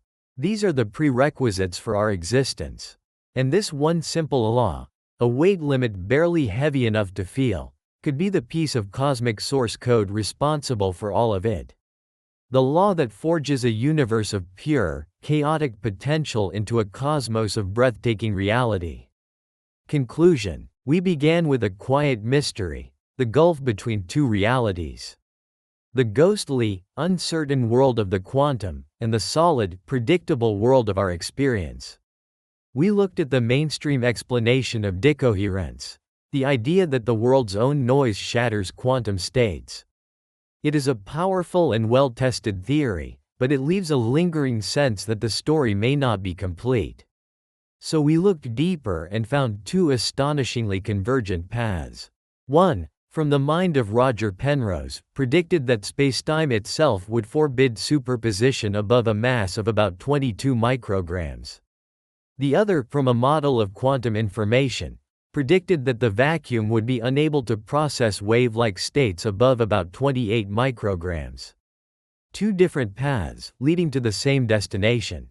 A tangible, testable mass cliff, where the rules of reality itself seem to change. The implications are vast. This single, final law may be the source of all stability, the architect of all structure, and the guarantor of all persistence. It may be the very reason anything exists in a way we can recognize at all. If this kind of calm exploration into the nature of reality helps you unwind, consider liking the video and subscribing to the channel. And wherever you are right now, feel free to share where you're watching or listening from.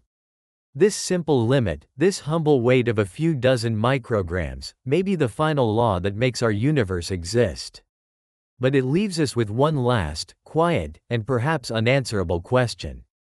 Why this number? Why 28 micrograms? Is it a random outcome of cosmic chance, or is it a finely tuned value, set just right to allow a universe like ours to form? This law might create our world, but it leaves us to wonder about the nature of the rulebook itself. Our galaxy's lonely future is already written. Take a moment to look at an image of deep space. For as long as we have been human, we have looked up into a sky filled with light. A quiet, cosmic ocean, holding perhaps trillions of galaxies. Each one, a distant island of stars and dust. We see them stretching out in all directions, and it feels, in some deep and quiet way, that this view is permanent. A fixed part of our reality. But this view is temporary. This is the story of our galaxy's future.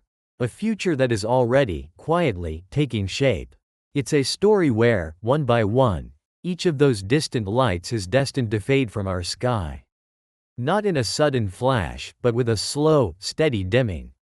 A time will come when our own Milky Way galaxy will find itself entirely alone, adrift in an endless, quiet void.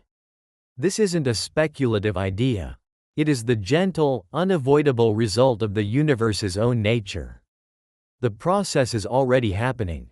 The distant stars are being carried away from us, and we are living in the brief, beautiful twilight before a final, deeper darkness.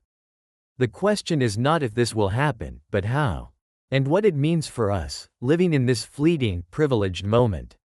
The quietly unraveling sky. To understand our lonely future, it helps to first appreciate our vibrant present. When you look at an image like the Hubble Ultra-Deep Field, you are not just seeing points of light. You are looking across billions of years. Each small smudge is a galaxy. Some are spirals like our own. Others are irregular, caught in the middle of a slow gravitational dance. Still others are ancient, reddish ellipticals, their star-forming days long behind them. There may be 2 trillion of them in the universe we can see. It's a number so large it becomes a feeling more than a quantity. These galaxies are our cosmic neighborhood. We are part of a structure called the Virgo supercluster, which itself is part of an even larger structure, the Laniakea supercluster. We are connected, part of a grand, populated cosmos. The light from these galaxies has traveled for eons to reach us, carrying with it the story of how the universe grew. Everything we know about our cosmic origins is written in this light. And yet, the very fabric of space that separates us is not still.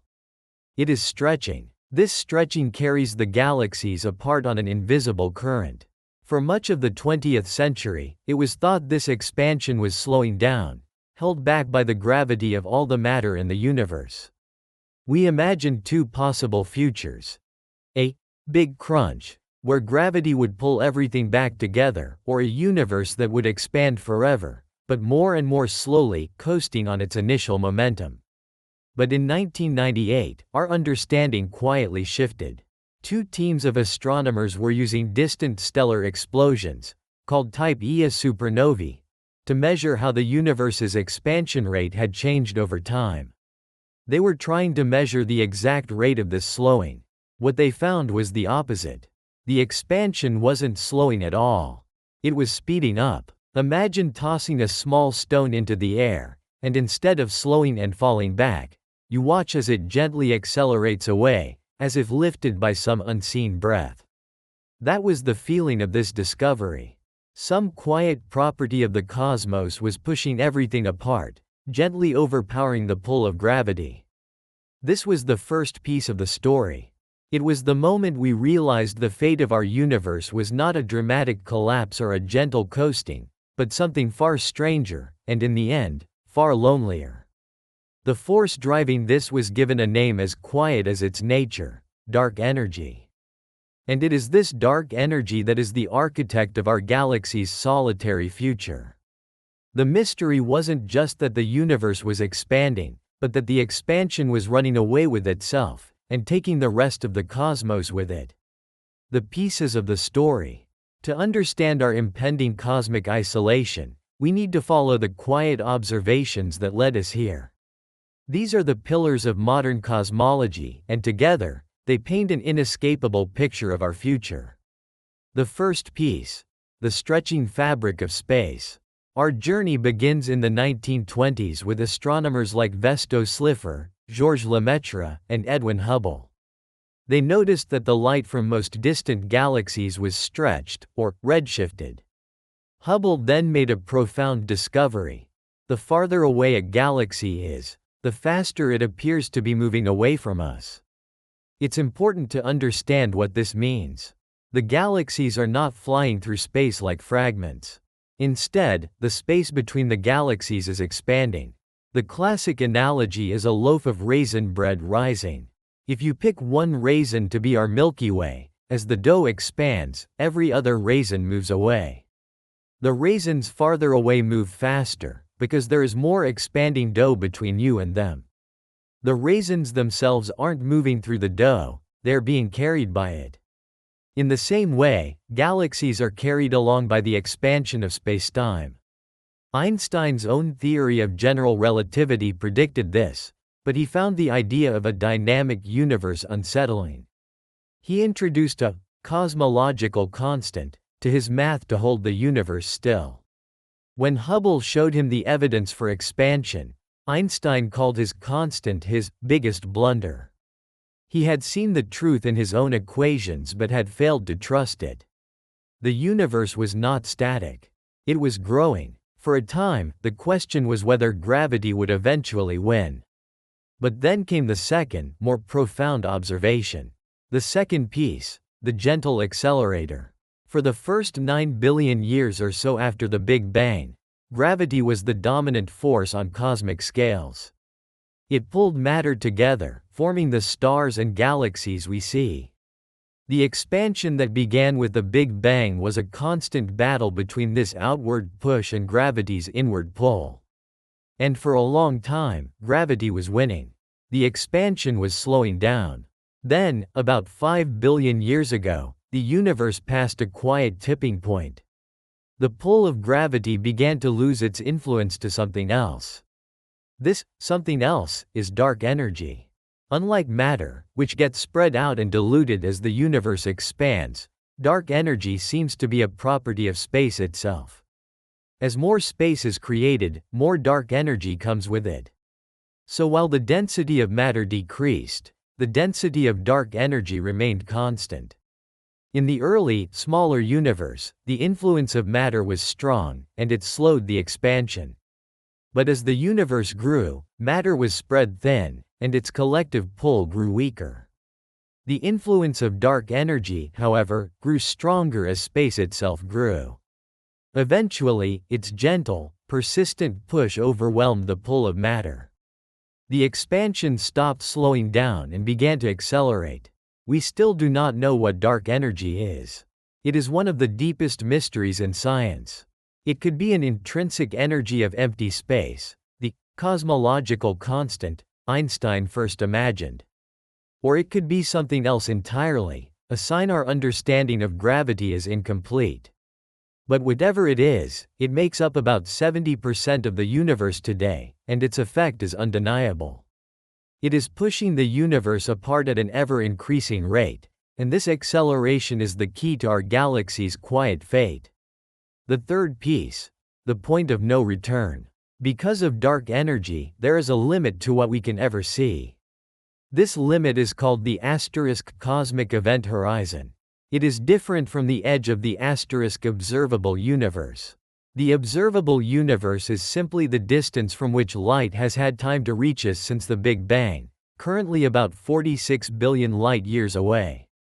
As time passes, this boundary expands. The cosmic event horizon is a boundary in our future. It is a point of no return. Because space is accelerating its expansion, there is a distance where the space between us and a distant galaxy is stretching faster than the speed of light. The galaxy itself isn't breaking any laws, it's the space between us that is expanding that quickly. Imagine you are on a boat in a river, and you send a message in a bottle back to your friend on the shore. If the current is slow, the bottle can make it. But if the river itself begins to speed up, there will be a point where the current is moving away from your friend faster than the bottle can float. From then on, no message you send can ever reach them. The cosmic event horizon is that point for light. It is the boundary beyond which any event that happens now * will never be seen by us. Its light can never overcome the expansion of space to reach our eyes. Currently, this horizon is about 16 billion light-years away. This means a galaxy that is 17 billion light-years from us is, in a very real sense, already gone from our future. We can still see the light it sent out billions of years ago, but the light it is emitting right now * will never reach us. It has been carried beyond our cosmic grasp forever. This is how the universe is emptying. It is a slow, quiet process. Galaxies don't simply vanish. As they are carried toward this horizon, their light becomes more and more redshifted. The light waves are stretched longer and longer, fading from view, until they are stretched into oblivion, becoming undetectable. They just fade away. The vast majority of the galaxies we can see in our deepest images are already cosmically unreachable. We are watching echoes of a past connection, but their present and future are forever separate from ours. A future in quiet isolation. With these pieces in hand, we can now look toward the future. It is not a story of fire, but of a profound and growing emptiness. The process has already begun. Over hundreds of billions of years, the sky will slowly grow darker.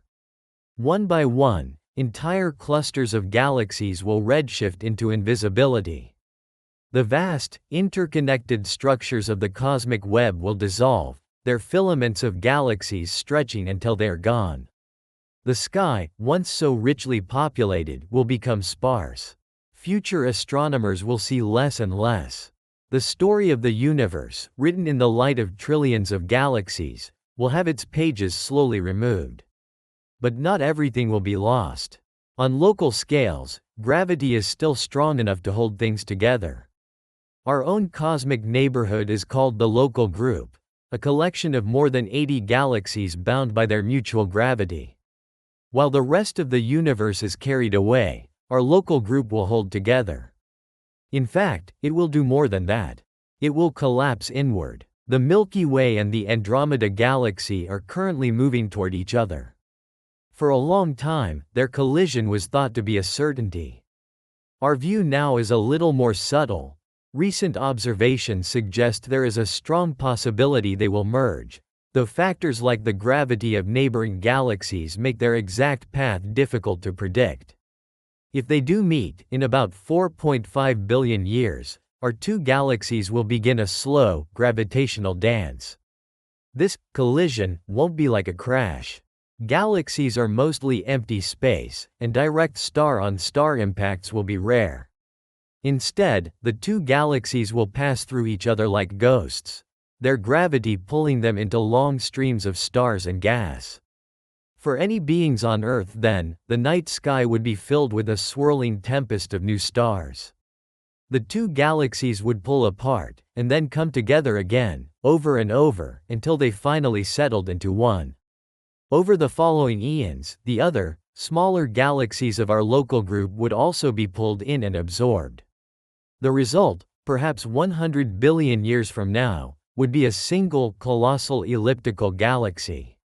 Some astronomers call it Milkomeda. It would be a vast, quiet sphere of older, redder stars. And it would be completely alone.